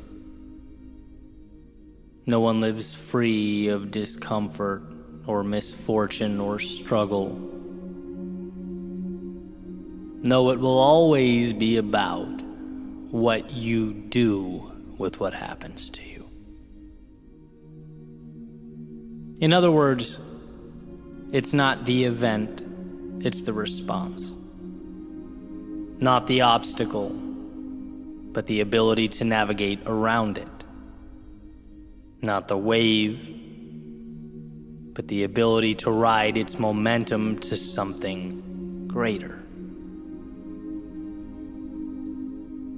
It is not what happens to you, it is what you do about what happens to you. The famous Roman emperor and Stoic philosopher Marcus Aurelius said, "You have power over your mind, not outside events. Realize this, and you will find strength." And I think this realization comes down to the fact that there is always a way. Buried underneath it all, something powerful to leverage. But getting to the value calls for a rewiring. A change in the questions that we ask. Not, how could this happen to me? But, how can I be better tomorrow than I am now because of what happened to me? Not, can I still be that person? or accomplish what I set out to. But I am that person. Now, how will I adjust my path so that I get there? We're operating within a world of value, limitless opportunity. The difficulty simply pushes us to that value faster, expedites the process. It forces us to open our eyes and see that the world works for us. So you take, for example, the fear of starting something new. That fear, it doesn't have to be an endpoint or a red light indicator. Fear doesn't mean you're not qualified or prepared or equipped. It simply lets you know that you have finally acquired the courage to step out of the safety of the only world you knew and into the turbulence of growth, onto the path of something better. And where it's easy to move away from that feeling, to turn your back on the chaos and retreat to something simpler, maybe something more predictable or contained. What if you viewed the fear as the price that we all have to pay to pull the curtain back on the best things life has to offer? Changing the question from, will I be afraid, to instead, this is important, this is meaningful, therefore it's inevitable that I will experience fear, but what will I do about it? How will I conduct myself amidst the fear? Will I continue forward? Those are the questions that contain the value. Right? I can't keep the water from rising or the walls from caving in. No, that's an inevitability where I'm going. The worthwhile road always has its adversity. But will I use that water to learn to swim? The walls to climb, to adapt and scale? What will I make of this? That's the question that becomes the difference. And sure, you could stay away. You could choose not to take the path that presents the danger and the turbulence. You could attempt to contain the world around you by simply refusing to experience it. But then, of course, you become presented with the question, why intentionally refuse to cash in a winning lottery ticket? Why diminish your gift in such a way? If it's not what you look at, it's what you see. Why see the world as an adversary? Why see yourself as less than you are? The saying goes, when you fight for your limitations, you get to keep them. You'll never exceed the person you've decided yourself to be. And yes, the world can feel intimidating. It's unknown. You in many ways can't control the characteristics that make life what it is, but you can always control you. Just like you can't control the wind, but you can adjust your sails. You can't control the tides, but you can predict and plan and execute accordingly.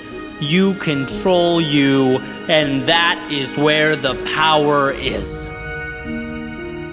And of course, there's going to be times where that's hard to see, when it's not your first instinct to find the value. Take, for an example, a change, a loss, the end of a relationship, the point where people tend to feel their lowest. It hurts to have something and lose it. To have what you were once so sure about challenged, what you once believed in called into question.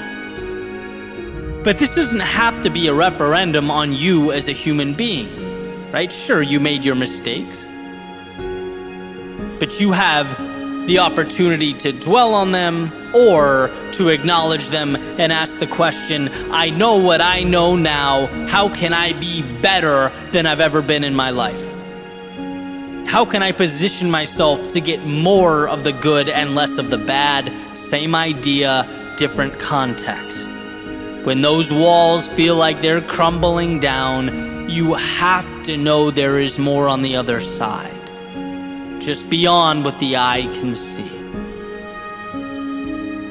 And this isn't just an idea I play around with in my head. I make a concentrated effort to think this every time something goes wrong. When my first reaction is emotional, my first emotion is anger or frustration. It's like, take a breath, compose yourself, and start looking for the value. Because here's the truth, the world is not going to end today. There's going to be a time down the road when I look over my shoulder and right now is a distant memory. What will I have done with it? And it's the times that might have broken you that contain the greatest transformation. I like to say the greatest tragedies or the hardest times made me who I am today. The losses taught me that I had everything I needed. The failures showed me what I'm capable of enduring. The times I was let down taught me to depersonalize the shortcomings of others, but to simultaneously hedge against them. The times I was lost showed me we only discover or meet our potential when we leave the little day-to-day realities that we create. Why? Because we are in control. Not of the external, but the internal, and that ends up being a bridge to a reality that means something. So when you find yourself at the base of a mountain looking up, understand that there are two ways to perceive the climb. You can see it as the gravity pushing down on you, as Earth standing in your way, or as an opportunity to ascend to a version of yourself that previously not only didn't exist, but wasn't available. This is your opportunity. The same opportunity that the vast majority of the world would disregard or misinterpret, that most would feel fear of and be dissuaded by. Most would live in the stories about who they aren't and what they aren't capable of, but not you. You didn't place that mountain before you, but you sure can extract the value from it. All you have to do is decide that you're capable, and that the meaning and the value and the freedom of tomorrow means more than the discomfort of today.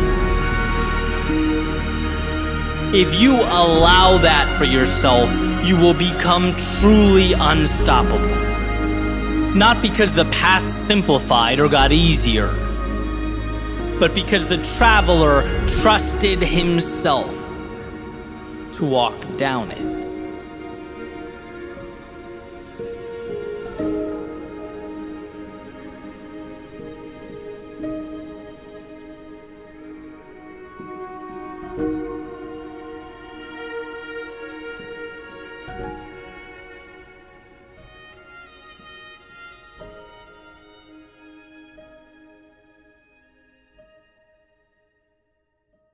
Today, we're going to talk about keeping your head in the clouds and your feet on the ground.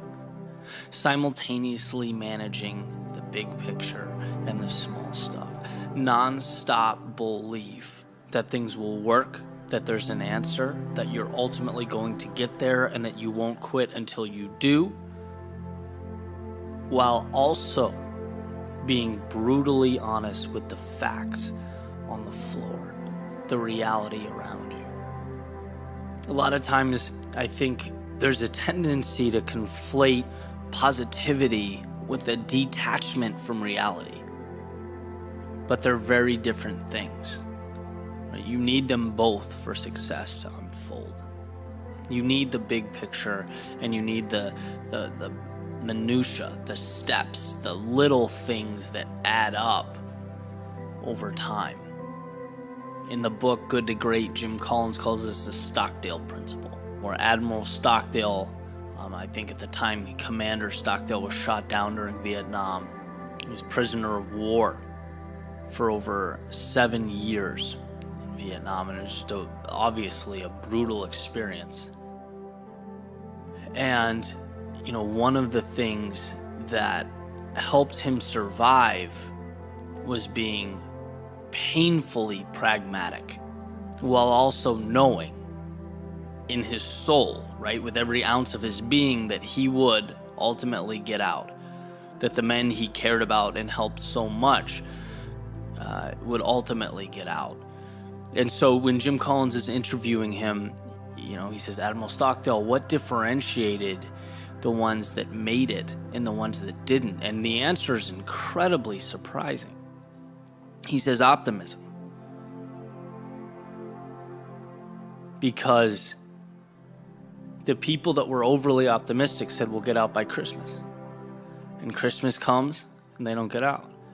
And then they say, okay, well, fine, we'll be out. We'll see our families by Easter. And Easter comes and they're still there. Okay, maybe next Christmas. Next Christmas comes, nothing changes. He says, those are the people that died of a broken heart.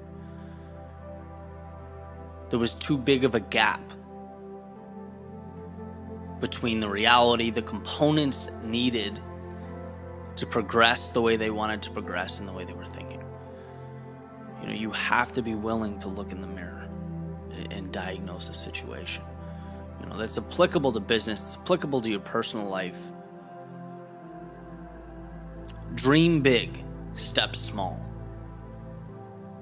Believe, but act. Be cognizant of the world around you, the reality that you're living in.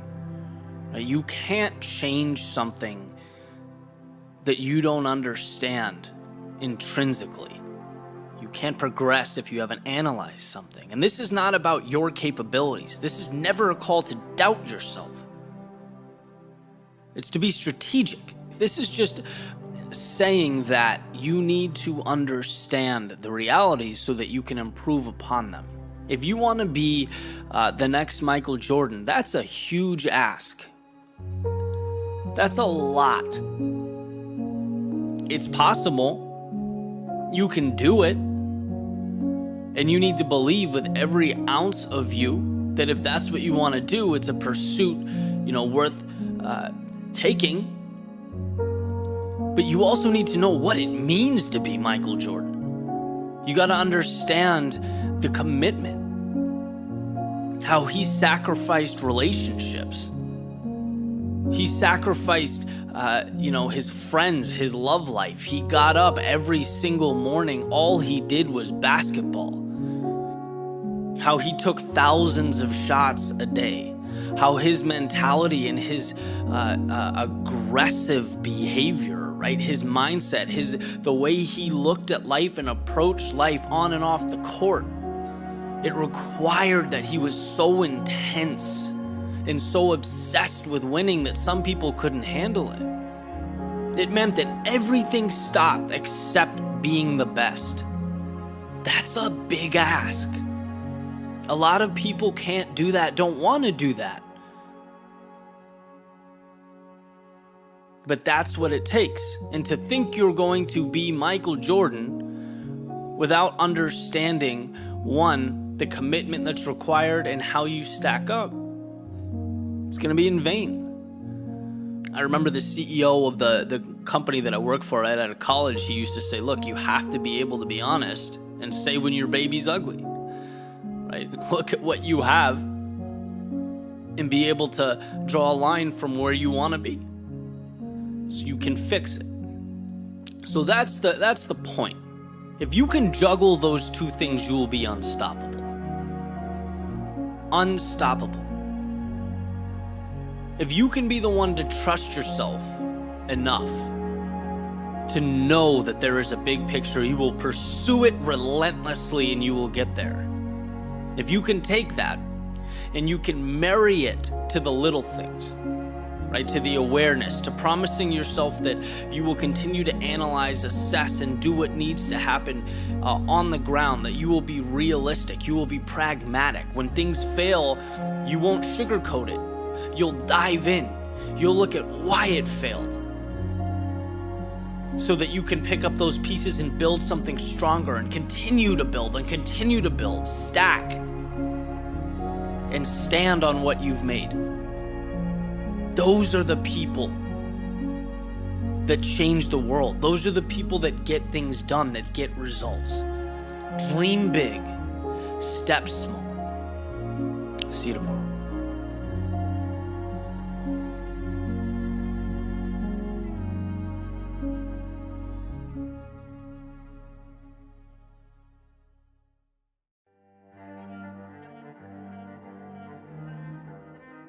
We have so much to let go of, to dismiss.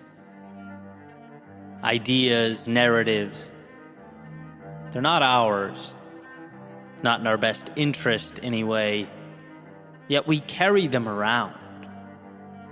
Carry them around like we're perpetually tied to the lies they espouse, the fiction they propagate. We have to let go. Before we add a single thing, before we adopt another way, it all has to go. I don't remember where I've seen it, but I know I have.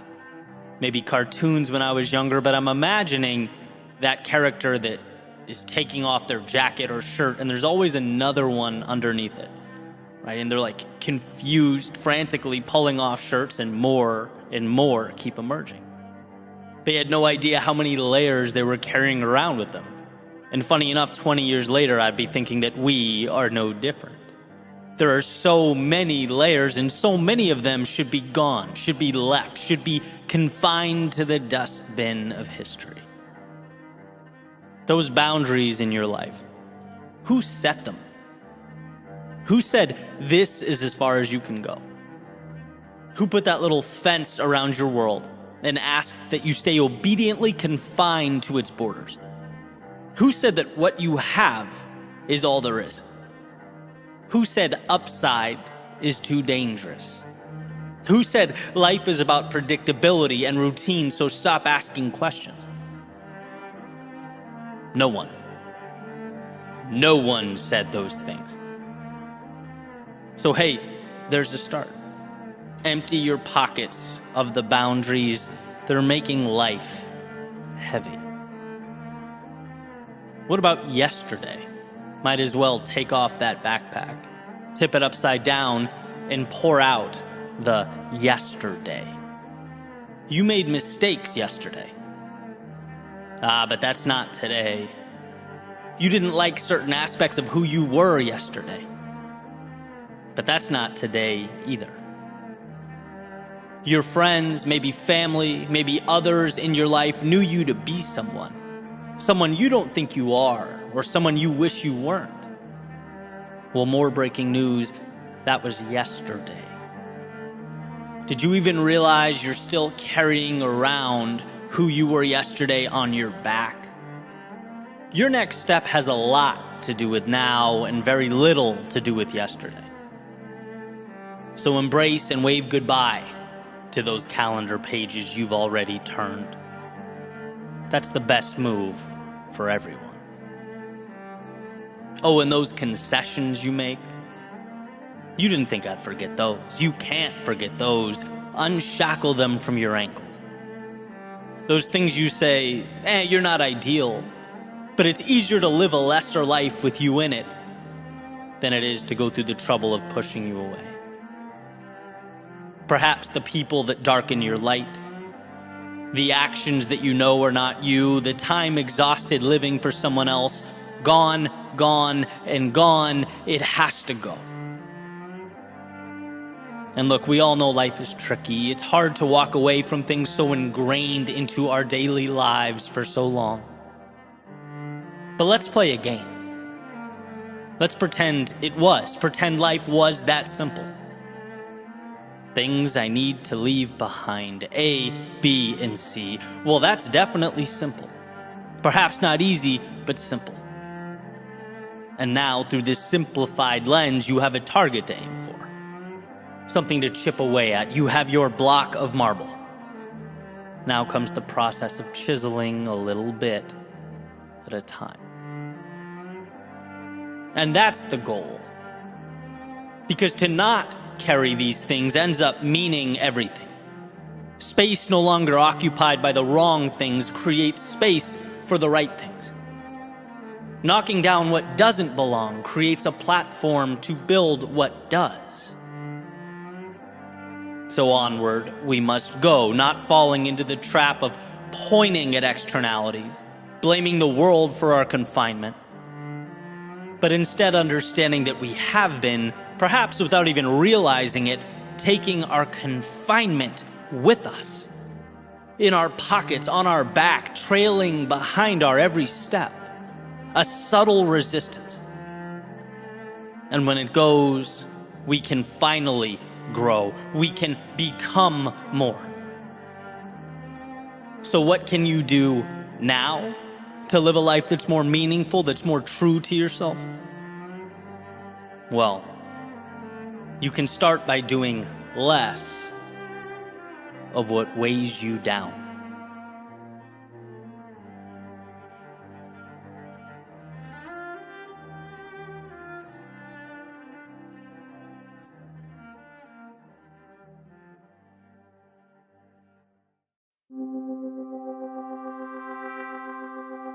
How can I be happy all the time? It's a question I get probably more than any other, right? And every time I read that question, I pause for a second and can't help but think that it's somewhat misguided.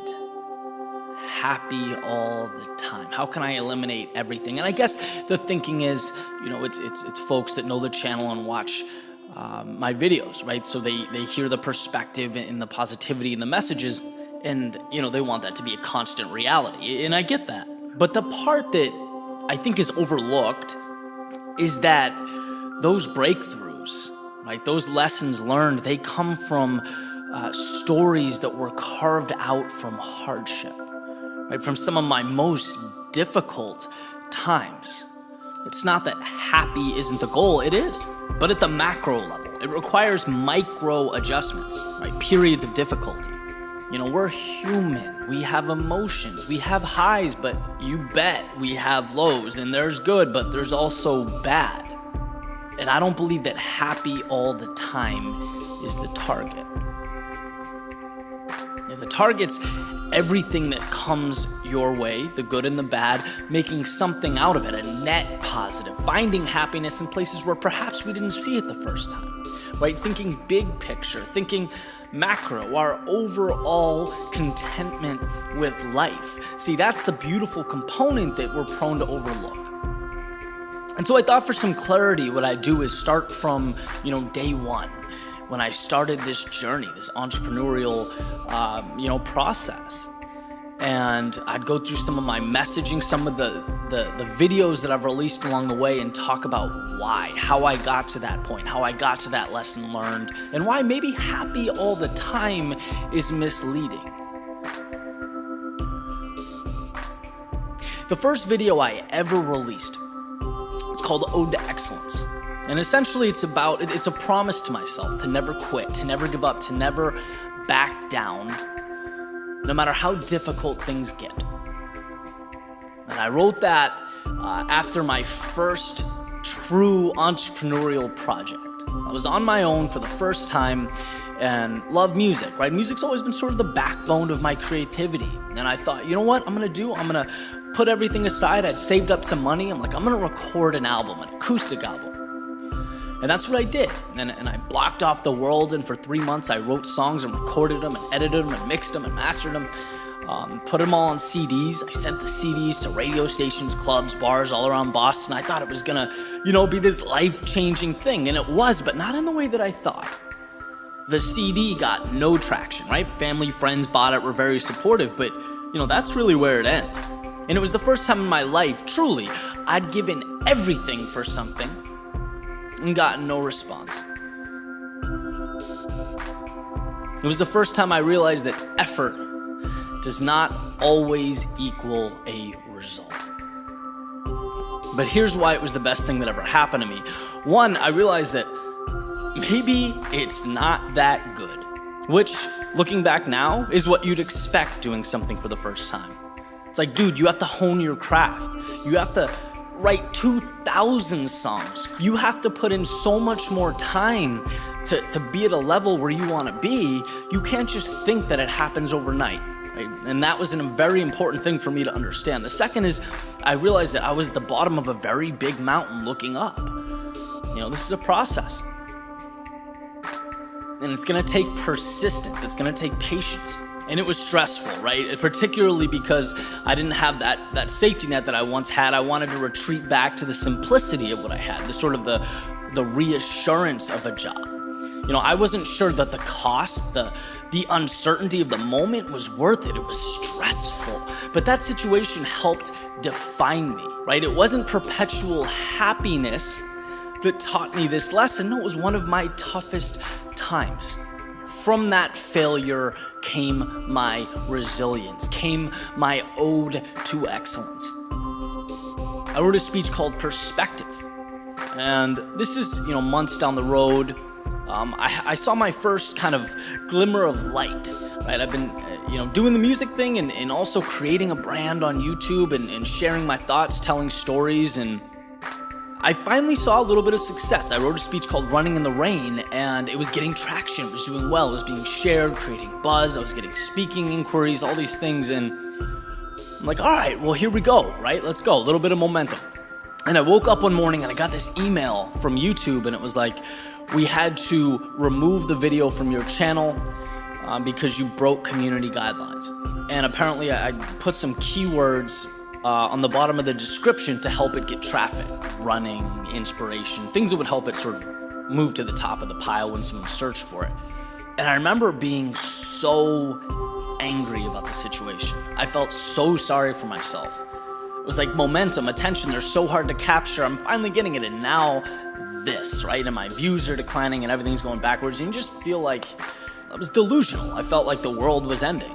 But that prompted me to look at the big picture, right? To realize that, look, there's nothing you can do except re-upload the video, start over, and keep my head up.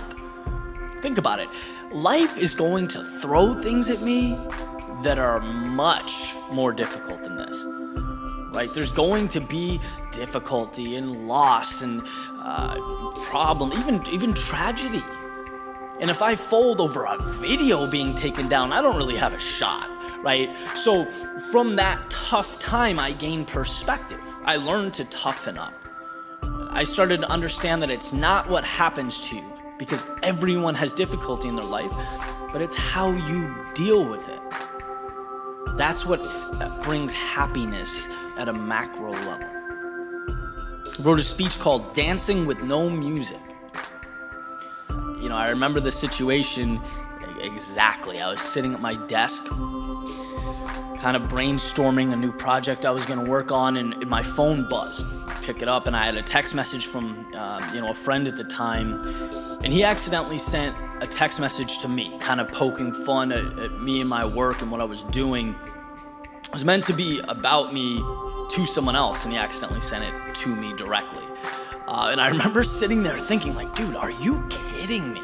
Right? These are the people that are supposed to have your back. They're supposed to be, picking you up, encouraging you when you're, going through these difficult times. And so in that moment, I felt more alone than I had in a while. It wasn't a great feeling, but it prompted thought. Thought prompts perspective, and I began to realize, look, it's not his fault, right? People don't see, the world as it can be, right? They don't understand your vision. They see now, not your idea, not your potential. They see now. And if you want to bring that to fruition, you have to separate the negativity, separate the people that do that and think like that and say those things and live life like it's already there, like it's guaranteed. And so from that difficult moment, I learned that I need to dance with no music, believe in myself, see it before it's there. Act like I already hear the melody and I'm moving towards it. That's the only way to push through that cloud of chaos into the result that you want, that you so desperately want. I wrote a speech called The Last Train Home. And at this point, I'd been working hard to build Your World Within for, I don't know, maybe a year at this point. And one of my greatest struggles was that I continued to feel the pressure to adhere to standards that I didn't personally believe in, right? I was restricted by benchmarks that they weren't integral to my journey. And so, before working for myself, it was trying to impress my boss and the idea of promotions and goal sheets. Then it became, comparing my style to those around me, to people that have found success in some capacity.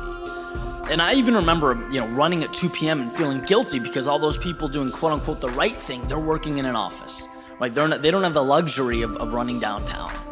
And that was my mindset. And so I fell into the temptation of viewing precedent or previous success stories as not just a tool, but as the singular way to reach the summit. And so I was continually zigging and zagging, here's the shortcut, or here's the method, here's the strategy, I need to incorporate this and this and this. And every time I diverted from what felt true to me, I stumbled. Every time I left my path for someone else's, I became lost in this cloud of confusion. And it took, that reoccurring experience for me to finally understand. It was from those times of disarray that I began to see the significance of patience. That it's okay. It's okay to take my own train. Even if it's the last one to leave the station. Don't panic. Don't do something you don't feel is true or right. Believe that your train is there, it's waiting, and you will catch it. That's a very difficult thing to do. It's not a happy experience, but it evolves into this freedom, right? This flexibility, and ultimately this satisfaction with life that wouldn't be there if you didn't seek it out, if you weren't patient enough to find it. I wrote a speech called Remember Why You Started. Hands down, one of the toughest transitions of my life. And I was in a situation that, on the surface, wasn't bad. In fact, you could say it's good. I was surrounded by beautiful people, beautiful relationships, in a good place that I liked. But I was coming to the realization more and more that the situation wasn't conducive to me creating what I felt like I wanted to create. I'd sort of lost track. I've lost that fire, that energy that I had when I first began. And that's due to concessions, to small compromises that I was making along the way that add up. And you sort of slowly lose yourself a little bit at a time. And when you make that realization, it's like, well, you have a decision to make. Are you okay 30, 40 years from now with sacrificing the thing you wanted to build because something else was more important or other things, took priority? And I don't think either one is right or wrong. It's the question that you have to answer. And I made that decision. And I packed up, put my stuff in a trailer, and I left. And I remember as, my world faded away in my rear view, thinking this is the hardest thing I've ever done. I didn't believe for the first 200 miles I was actually going to go through with it. I really didn't. And eventually, I arrived at a new place and I made it my home and dedicated myself fully again to what I believed in, to what I felt right, truly in my heart in doing. And I felt that energy, that fire sort of reemerge. And right? You wake up and it just feels good. You have this passion that's there, that you want every day, that you want to maintain, that you want to drive you. And I knew it was the right decision. But that wasn't born out of happiness. That wasn't born out of the easy thing. It was very, very difficult to get there. It was almost a battle, right? You have to fight to reprioritize. And so this comes up a lot when I hear that question. How can I be happy all the time? And it's like, well, you can do the easy thing that's easier in the short term, but then will you be happy in the long term? It's sort of a catch-22. It's a prioritization. It's understanding what makes you feel alive, what makes you feel truly good, authentic. And that's not a question of short-term, consistent, non-stop happiness. It's a question of long-term fulfillment. Sometimes we have to do the difficult things to create what we want long-term, big picture. And lastly, I'll talk about Ode to Excellence Part 3, which obviously it's been years since Part 1. And a lot's changed. The goalposts have shifted. The context is new, but the idea is pretty similar, right? It's a promise to myself to move into uncharted water, whether that's because it feels right, I'm called to do it, or sometimes just for the sake of sheer curiosity. It's that idea that sometimes what awaits around the corner can change your life, right? That unknown can be exactly what you need, and you don't know unless you move there. And the difference in context is that now I'm settled. Right now, I'm substantially more comfortable than I was when this whole thing began for me. And the danger in that is nothing's screaming at you constantly to continue to grow and evolve and develop. Right? It's real easy to fall into routine and just kind of keep going the way you've always gone. And I remember sitting right outside talking to a good friend of mine on the phone, and we were talking, strategy, talking about growing our brands and just kind of the different worlds that we're involved in. And he asked, Eddie, why, have you stopped doing the music thing? I think there's something there. And, music's obviously been a big part of what I do. It kicked off my creative journey, as I mentioned earlier, with that album. It's been sort of intertwined into this process. I write a lot of background tunes. I wrote the background music you're listening to right now. I haven't completely left it, but I've pivoted. And when he asked why it's been sort of in the background, I couldn't give a complete answer. I didn't really know. But as I began to think about it, the answer really rose to the surface. I became so fixated on one dimension of what I was doing that I started to look at it through a lens of scarcity and ignoring the infinite possibility out there. I mean, really, in relation to what's possible, my accomplishments are a grain of sand on the beach, right? It's very minimal. But that's not how you look at things when you really get lost in the weeds. I didn't want to hurt my credibility. I didn't want to lose what I built. I didn't want to sabotage a quote-unquote winning formula. But guess what? That's not what life's about. That's not what my brand or message is about. That's not what got me here, right? Exploring creativity is what got me here. It means everything to me. And that was such an eye-opening thing. It was such a beautiful reminder that, Ed, you're limiting yourself. You're not evolving fully. There's a treasure chest around the corner and you're too worried about losing your shiny penny. And it was from this predicament, right, being honest with myself, that courage and that determination grew. In fact, the struggle ended up exponentially increasing my overall happiness because it re-emphasized the creative flexibility necessary to do what I think's right. The third Ode to Excellence is a promise to keep that flame lit. And see, these are just a handful of little stories, right? They're little epiphanies. But I can say wholeheartedly that they shaped me. Not because every day of the journey I was constantly smiling, but it was the specific times that I wasn't that made me stronger. I'm happier now, my life is better now because of these situations. And that's what I want to emphasize, right? Happy all the time isn't the goal. It can't be the goal. Living a life you're proud of and turning the bumps along the way, the inevitable roadblocks along the way into momentum, that's going to give you long-term happiness. That's going to make you feel better about every moment. It's such a gift to be here. We're so lucky. Let's move away from the idea that there are people out there that never have a bad day. Nothing's ever wrong in their life, because that's not only untrue, but it dilutes the opportunity in front of you. It makes you feel like you're losing when bad things happen, when in fact those are the tools to win, to live every day to the fullest, right? The reality is sometimes it is the Hallmark card thing, right? Hands out, sun on your face, smiling, humming your favorite song. Life is good. Sometimes it's picking up those little pieces when things feel like they're falling apart around you. But know that regardless, right, either one or anywhere in between, there is positive there. There is power at your feet. Just find it, hold it, and by all means, keep moving forward.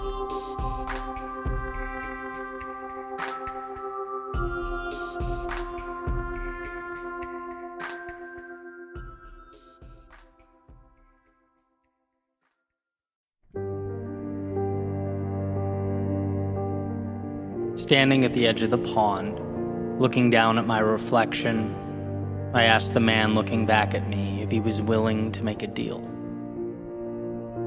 "What kind?" he asked, seemingly intrigued. "Well, I need you to be there.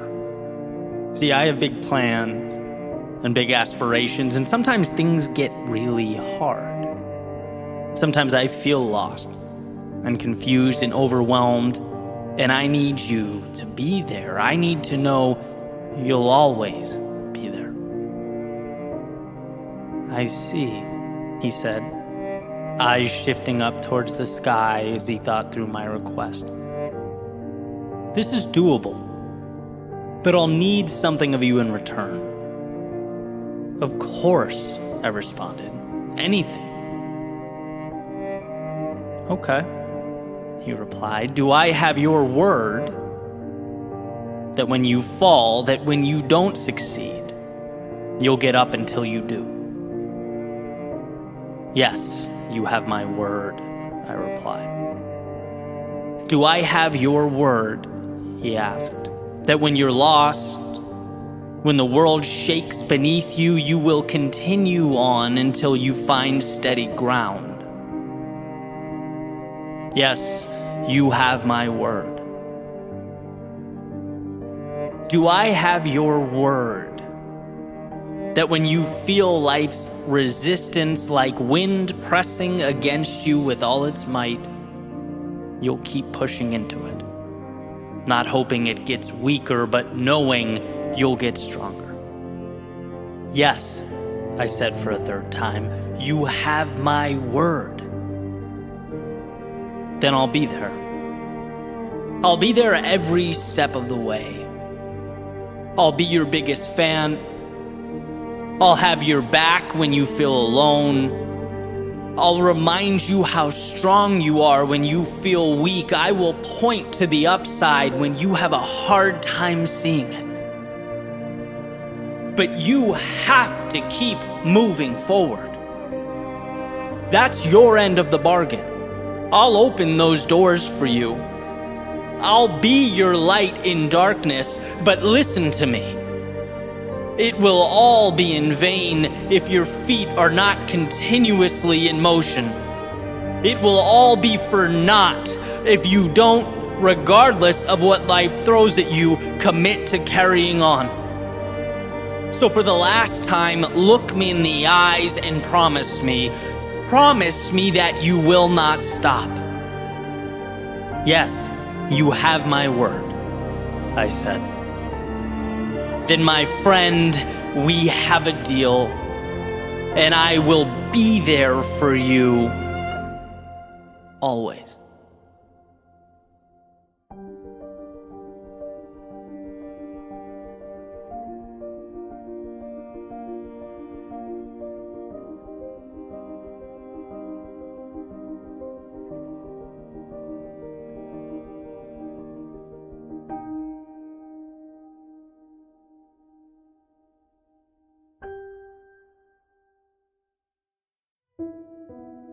A good plan, violently executed now, is better than a perfect plan executed next week.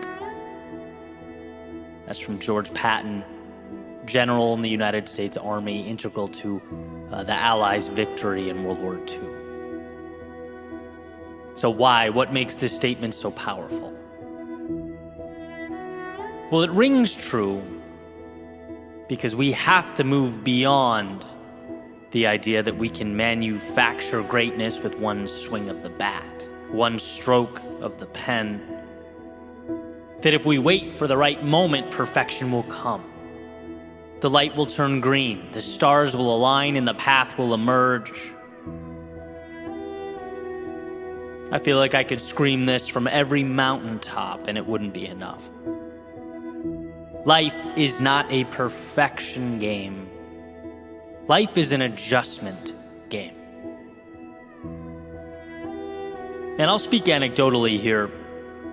In my experience, looking over my shoulder, reflecting, those times that I'd clung to perfection, rationalizing my immobility by saying, hey, you're not ready, this isn't good enough. I'd only have to dig a few layers down to see that my not moving wasn't out of some loyalty to excellence. No, I was standing still because of fear. A fear of going, of starting, a fear of the unknown. Perfection is the biggest con there is. It's a scam. It says, wait here, your perfect moment will arrive. Hang tight, the right time is coming. No, there are no perfect beginnings. There's merely the courage to move into something new, or the regret that will ultimately come from wishing that you did. And sure, a part of it's almost counterintuitive. It's like, why isn't it beneficial to wait? Why would you want to take the leap before you're ready? Here's how I see it.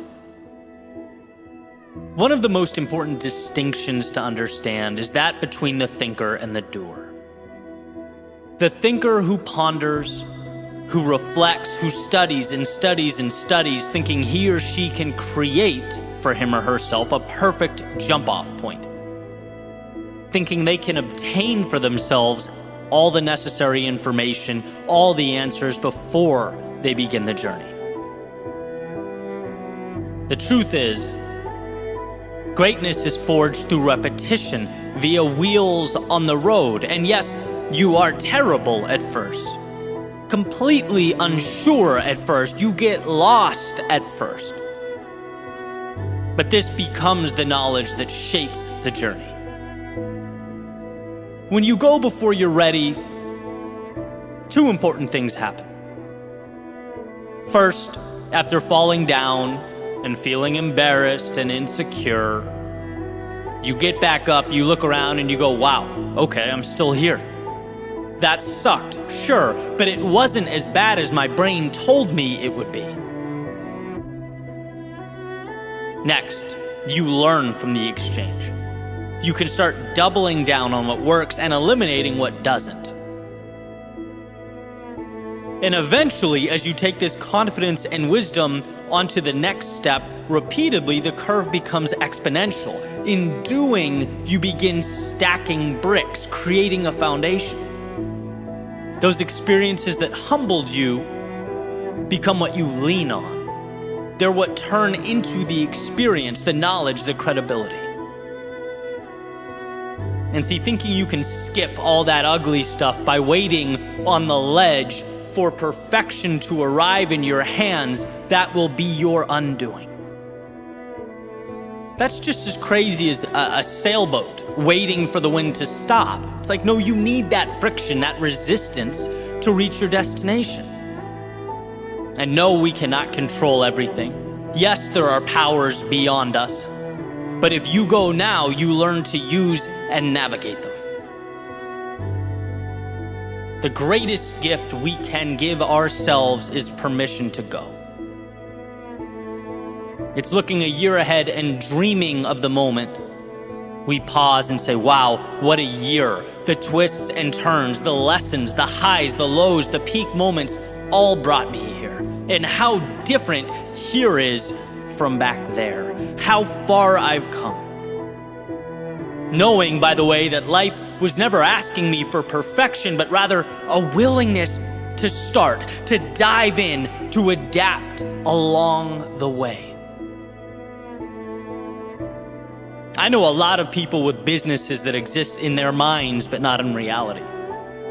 A lot of people in shape when they close their eyes, but not when they look in the mirror.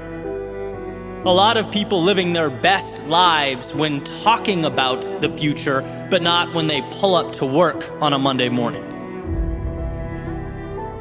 We shorten the gap between our ideal existence and the present moment by stepping now. Even when we can't imagine how the process will unfold.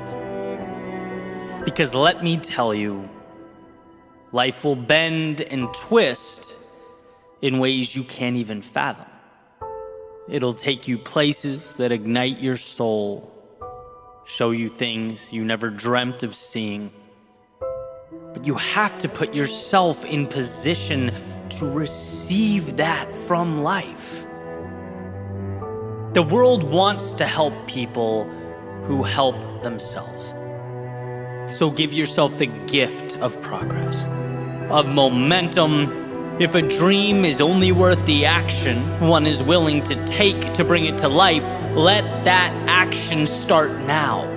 Move beyond the illusion of perfection and towards the opportunity to take the imperfect every single day and transform it into greatness. Every time your mind says you're not ready, let that be your invitation to step forward.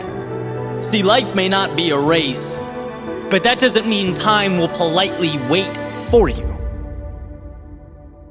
We must say goodbye to perfection.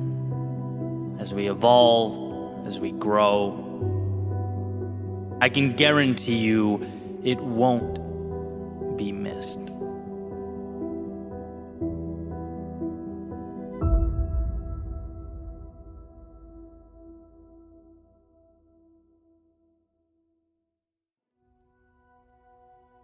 The other day, I was on a podcast with Evan Carmichael, who's a YouTuber and entrepreneur. And we were talking with Shaquille, who was the host, about the mental side of the entrepreneurial journey. How we set goals, but also prepare ourselves for the inevitable adversity associated with growth. And one question Shaquille asked us was, where do we see ourselves in 5 years? Okay, so side note, I have a unique relationship with this question. As someone who was unsure and experimenting with their career, right, for much of their adult life, I never quite knew how to answer it. You know, it's like two things can be true at once. It's a very reasonable question. But I also didn't like answering it, right? Hated it to my core, you could even say. I could never really articulate why. It just made me uneasy, right? Like 5 years is a lifetime. How am I supposed to know? And again, no knock on the host at all. It's a very common and practical question. I'm glad he asked it because it opened the door to a pretty cool conversation. So anyway, he asked the question and I'm thinking, oh man, like how am I going to approach this? And before I said a word, Evan blurts out, look, if you know exactly what you're going to be doing in 5 years, you're thinking too small. And that comment, to say it made me happy was an understatement. It was like, thank you for saying what my mind has been trying to piece together for a decade and a half. You know, if you know exactly where you're going to be, of course you're limiting yourself. There's just too much predictability, too much routine, process, and not enough experimentation, not enough life. Why? Because growth is unpredictable. It takes us places we didn't expect, shows us things we didn't anticipate, it unveils truths and minor miracles about ourselves that we, let's face it, never would have seen had we been dismissive of all life's variability and opportunity. Now, does this mean we don't move with conviction in a general direction? Does it mean we don't have goals or ambitions? No, I certainly don't think it does. Right? You can't hit targets you don't aim for. That will always be true. It merely means life is not about being perfect in bringing about a particular result. It's about making adjustments throughout your pursuit of meaning. If you feel closer to your purpose when you change the medium, then change the medium. If it means, your heart tells you left is where the value lies and not right, then go left, right? To me, it's essentially reminding us that life is not a black and white, yes or no, checklist or test. It's a game, and you have to grant yourself the freedom to play. You have to give yourself permission to grow. I think about how much time 5 years is. And how 5 years ago, I wasn't even thinking about creating media the way I do now with the amazing team of people that helped me. I wasn't speaking on stages. I hadn't crafted my creative style. I didn't know the people I know now who introduced me to not only new people, but new ideas. These are characters, they're stories, they're opportunities that present themselves only as you immerse yourself in the journey. And I was okay not knowing exactly, but merely moving towards a general direction. The most important decisions were, looking back, not what I said yes to, but what I said no to. As I moved through life experimenting, learning, growing, I was able to craft something that worked for me. Not other people. Not what's in books. There's no roadmap. No, it's an experiment. And this is more of the reassurance I would have wanted during those years from an older version of myself. Like, it's okay to not know exactly where you'll be. Just promise yourself this. If it matters to you, you'll find a way to move to it, with it, towards it. And if it doesn't, then let it go. Surround yourself with people that lift you up. And if they don't, let them go. You'll hear a lot of talk about the right way to do things, especially in this information age. Those ideas and decisions may have in fact been right, but they also may be wrong for you. Try, test it out, and if not, let it go. The experiment that is your life is the reward. It's a luxury. It's such a beautiful ride. Don't box yourself in because of some made-up theoretical plan. Don't avoid the path to a new world because I checked my list and this doesn't line up with where I said I'll be February 23rd, 2028. Nah, go live your life. Do your best to exist in that place, the intersection of what you love and what adds value. Let it bend, let it transform, let it teach you things about yourself and the world. There aren't correct ways to live, but I think there certainly are some wrong ways. And that's time spent out of obligation, adhering to a story that means nothing to you. Push. See what life gives back. Your footsteps in the aggregate will reveal truths and tell stories you could never have even dreamed up. It's in going that your book is written. And just a friendly reminder, people don't read books for the last page, the ending. No, they read them for that stuff in the middle, right? The journey. So next time I'm asked what my 5-year plan is, I'll probably say same as my 10, 20, and 30-year plan. I don't know. But I can tell you, I won't lose sight of that North Star, the one that calls my name. But at the same time, I won't be afraid to wander into the night. Dance in the moonlight, even get lost in the shadows from time to time. Growth is directly correlated to one's willingness to push forward into the dark. And into that darkness we shall go.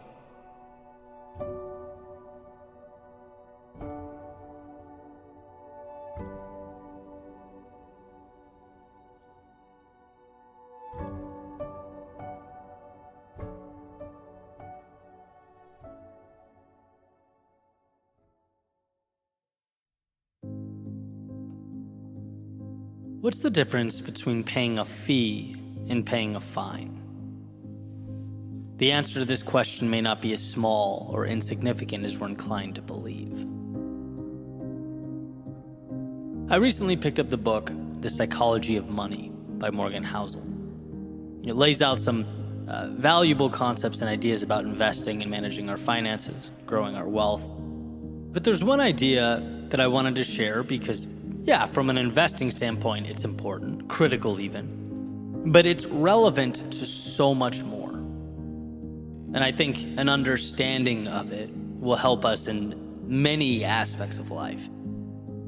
So first, let's start with the financial piece, and then we'll sort of grow the metaphor, right? Because Housel talks about how we should look at investing in the market. And one of the hardest things for us to deal with is the market's volatility, right? It's difficult for us to invest our hard-earned money and then see the market go, let's say, for example, down 20%. Like seeing that huge dip in our investment, that's not fun, right? Everyone knows that. That can be nerve-wracking. And it dissuades a lot of people from investing or keeping their money in when they should. It ultimately keeps them from getting the returns available to them, right? But here's the point he makes. He says those people who see that volatility as a fee and not a fine are more inclined to win in the long term. Understanding that market returns are never free, they demand a price.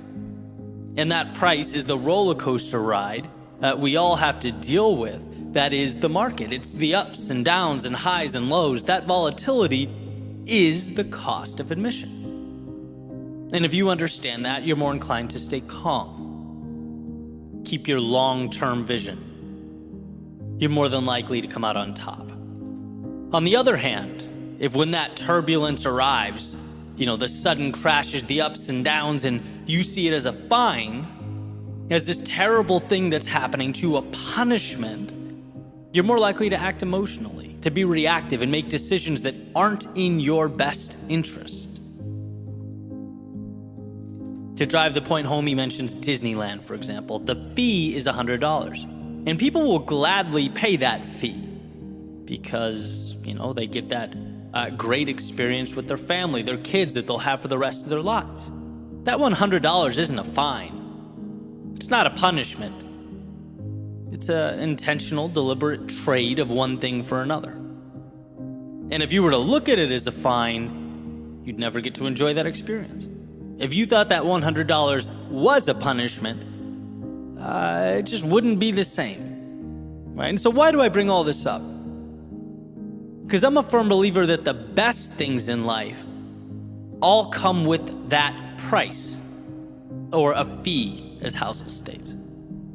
But I also think we sometimes have a tendency to look at that cost, that very same cost of admission, as a fine, as a problem. When really, no, it's just trading some turbulence now for a reward a little bit down the road. Sometimes the right thing is the hard thing, the uncomfortable thing. With dividends, it will pay so long as we understand that it's opening the door to something greater. Leaving a situation is not good for you hurts, right? We've all been there. We all know this in some capacity. But it's not a punishment or even a bad thing, right? That discomfort associated with walking away is a fee that will enable you to live a more aligned life in the very near future. Or let's say you're building something meaningful, something you care deeply about, but it's just you and the idea. There is no validation, certainly no external reward, not yet, and continuing forward in those moments is hard. It's taxing, emotionally draining even. But this feeling, again, isn't a punishment. It's not a fine. It's the fee. It's the cost of admission to bring something into life that wasn't there. Life's greatest moments are expensive. It's just, are you going to pay the fee to bring it about, or the cost of regret at a different time? And you get the point, right? You can take this and apply it to so many things. Falling down, criticism, feeling lost, having to start from the bottom. These things are not fines, they are fees. They are price tags. And so often, the initial price is a bargain compared to what we'll get back. We just need to stop perceiving their mere existence as the world working against us. No, these are opportunities in disguise. It's easy to walk by the important things, to dismiss the uncomfortable things. The harsh truth is that our greatest opportunities are often intertwined in our distress. That's why so many people walk away from the things that will make their lives better. That's why so many people pull their money from the market when it takes a dive. So many people walk away from a project or idea when things get challenging. Or conversely, it's why so many people do nothing at all. They stay in situations they aren't happy with and know they need to change because the fee to get from point A to point B feels too steep. But I think the value is in comparing the discomfort, the cost, the fee to what it's going to bring you down the road, because often it's a bargain. We need to remember that what it will ultimately provide has life-changing potential. Understand that resistance is not a fine. It is not the world telling you no. It's life asking you, hey, do you really want this? Because if you do, it's yours, so long as you sign the dotted line and pay the price. Most people will be dissuaded by this. Most people will turn and walk away, but most people also leave a hell of a lot on the table. And I don't want that for you. You don't want that for you. The world we live in is one of abundance. So when life pushes back, understand that it's merely positioning you to move beyond your limits, to redefine your worldview. And while admission isn't free, it's well worth the price.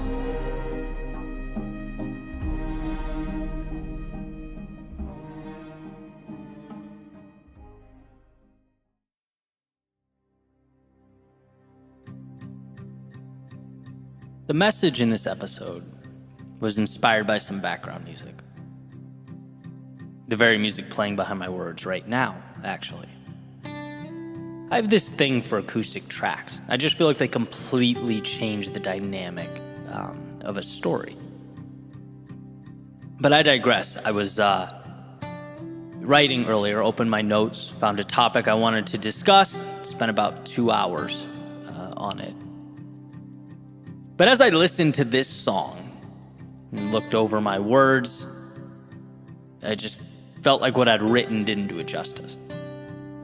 Do you know that feeling where maybe it's your work or any other aspect of life, really, where you know what you have is good enough, like no question, good enough to get by, maybe even better than average.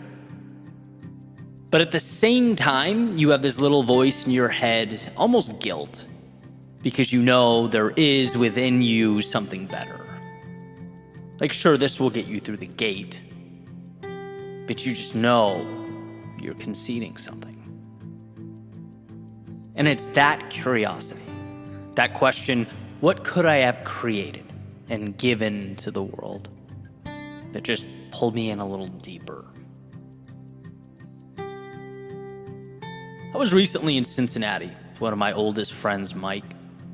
We met in 4th grade, and we've been in touch ever since. And we were having dinner talking about how we were always in trouble back in the day. And I mean, we were always in trouble as kids. Went to a little Catholic school in Southern California. And the way they disciplined us back then was they had this system where if you were talking when you shouldn't be, you'd get a T for talking. And that T basically counted as 1 strike. If you did something besides talking that was inappropriate, you'd get an I, which I presume is for inappropriate. And I's counted as 2 strikes. And we couldn't really remember what the system was completely, but I think we landed on, if you got up to 7 total strikes before the end of the week, you'd get a note sent home to your parents. And we were going back and forth, kind of disagreeing on the effectiveness of that system. The classic carrot versus stick argument. Mike thinks it was a great system, and certainly there was a lot of value there. It kept us in check to an extent. But I saw it differently in the sense that all it did at times was rearrange incentives.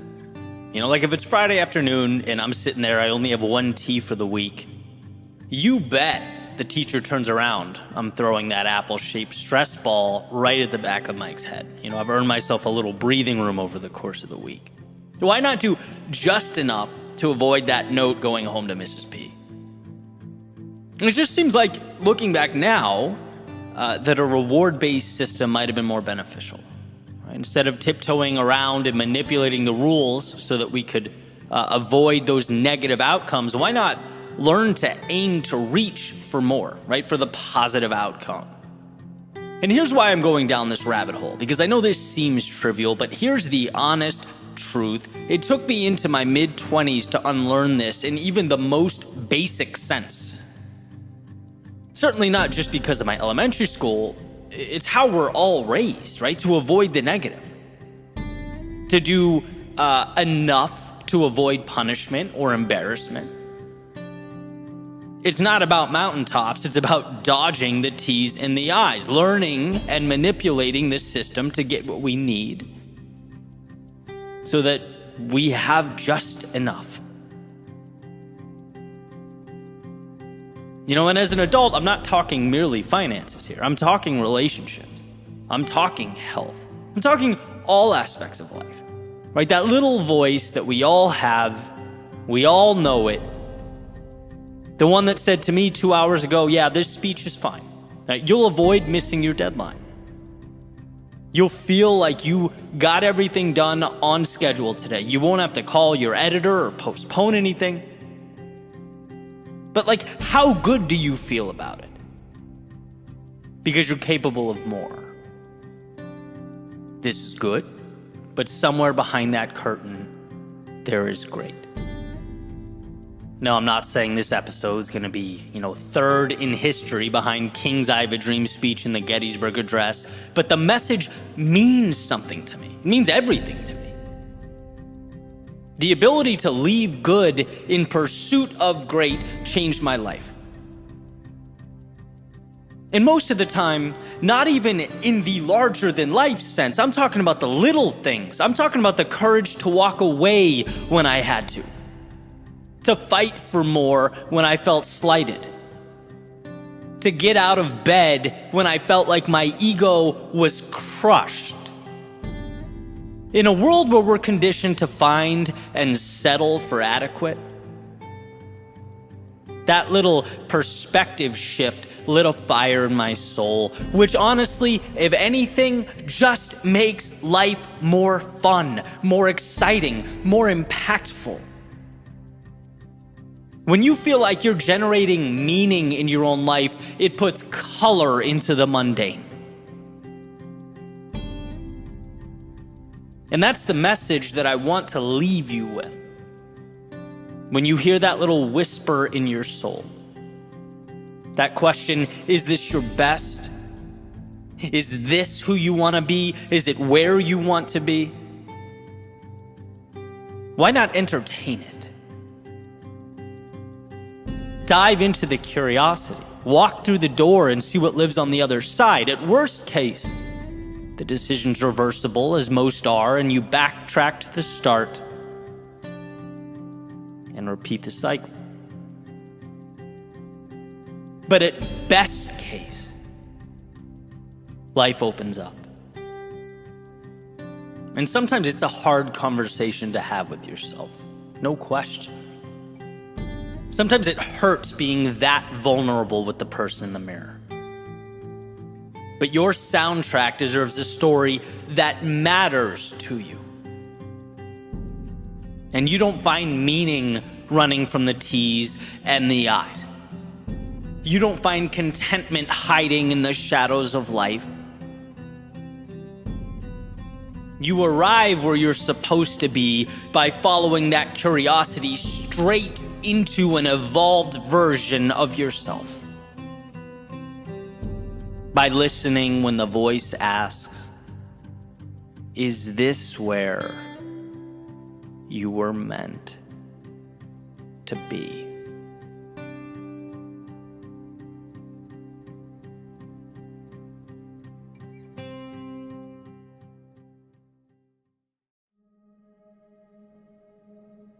We sat around in a circle on a beautiful fall morning to build dream catchers. Something, to be honest, I never saw myself doing in a million lifetimes. The feathers and strings and beads and glue stretched out on a blanket in the middle of the circle. As we built, we took what we needed piece by piece. And it's safe to say, mine was far and away the least, let's say, aesthetically pleasing of the group.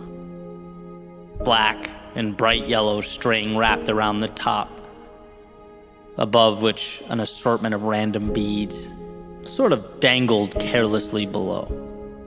It wasn't the most beautiful dream catcher ever made, but it was mine. After a quick Google search, I learned that some Native Americans believe that the air at night is filled with dreams, both good and bad, and that the purpose of the dream catcher is to protect from the bad ones, the nightmares and the evil spirits. Interesting, I thought, putting it away, expecting that to be that and life to move on. But a few days later on the flight home, I got up mid-flight to grab a charger out of my carry-on overhead. And in the same side pouch was, you guessed it, that little black and yellow dream catcher. One of the dangled strings had snapped. My sloppy craftsmanship already was causing the top to loosen up. But something compelled me to grab it, along with my charger, and I sat back down. I had 8.5 hours to kill, put my chair back, and closed my eyes. The previous week had been an important one. A complete break from, my typical day-to-day routine. And probably more important, some forced introspection. I like to think of the trip as briefly leaving the heart of a city. Which, when you're in a city, you obviously know you're there, but you can't really grasp the magnitude and scope of the place. Not until you leave it and see it from the outside. The gorgeous skyline with the lights and buildings that extend into the clouds. A picture you only get from a distance. That skyline from 5 miles away just doesn't feel like it could be the same place you live in. You navigate every day street by street with car horns and cafes and people talking, coming and going. It just kind of flips life upside down for you. Presents new perspectives and questions, and I felt like that's what I'd done. Stepped outside that metaphorical city. And I'd picked up a solid handful of new questions. There were plenty of firsts for me. Met some incredible people, tried new things, went new places, explored new foods.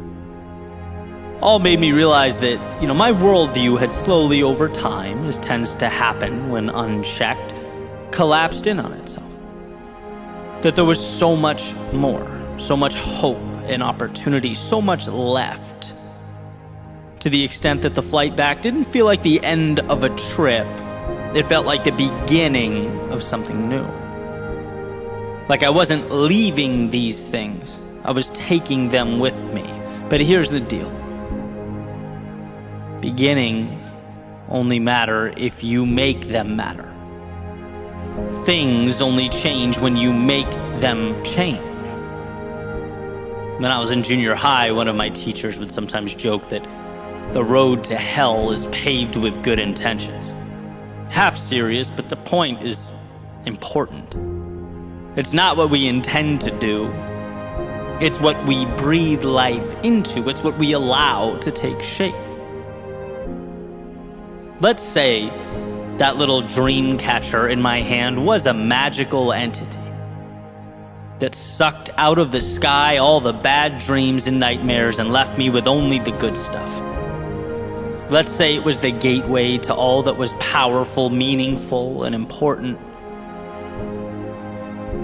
Because removing what I don't want is critical. But what I'm then left with is mere opportunity, not guarantee. Dreams are only potential, and life is only what we make it. So growth must be a team effort between me and this little black and yellow defender of worlds, watchman of the night. A duo. And we agreed. It reminds me of what truly matters, and I show it that I'm not afraid to make something of what remains. Of those ideals granted passage to the space behind my eyes. I have to live up to my end of the bargain. And sure, it will be messy at times, shaky, sloppy, ungraceful. But that isn't a problem. It's par for the course. Plus, my lack of elegance will get no sympathy from my unraveling black and yellow ball of string and disordered beads.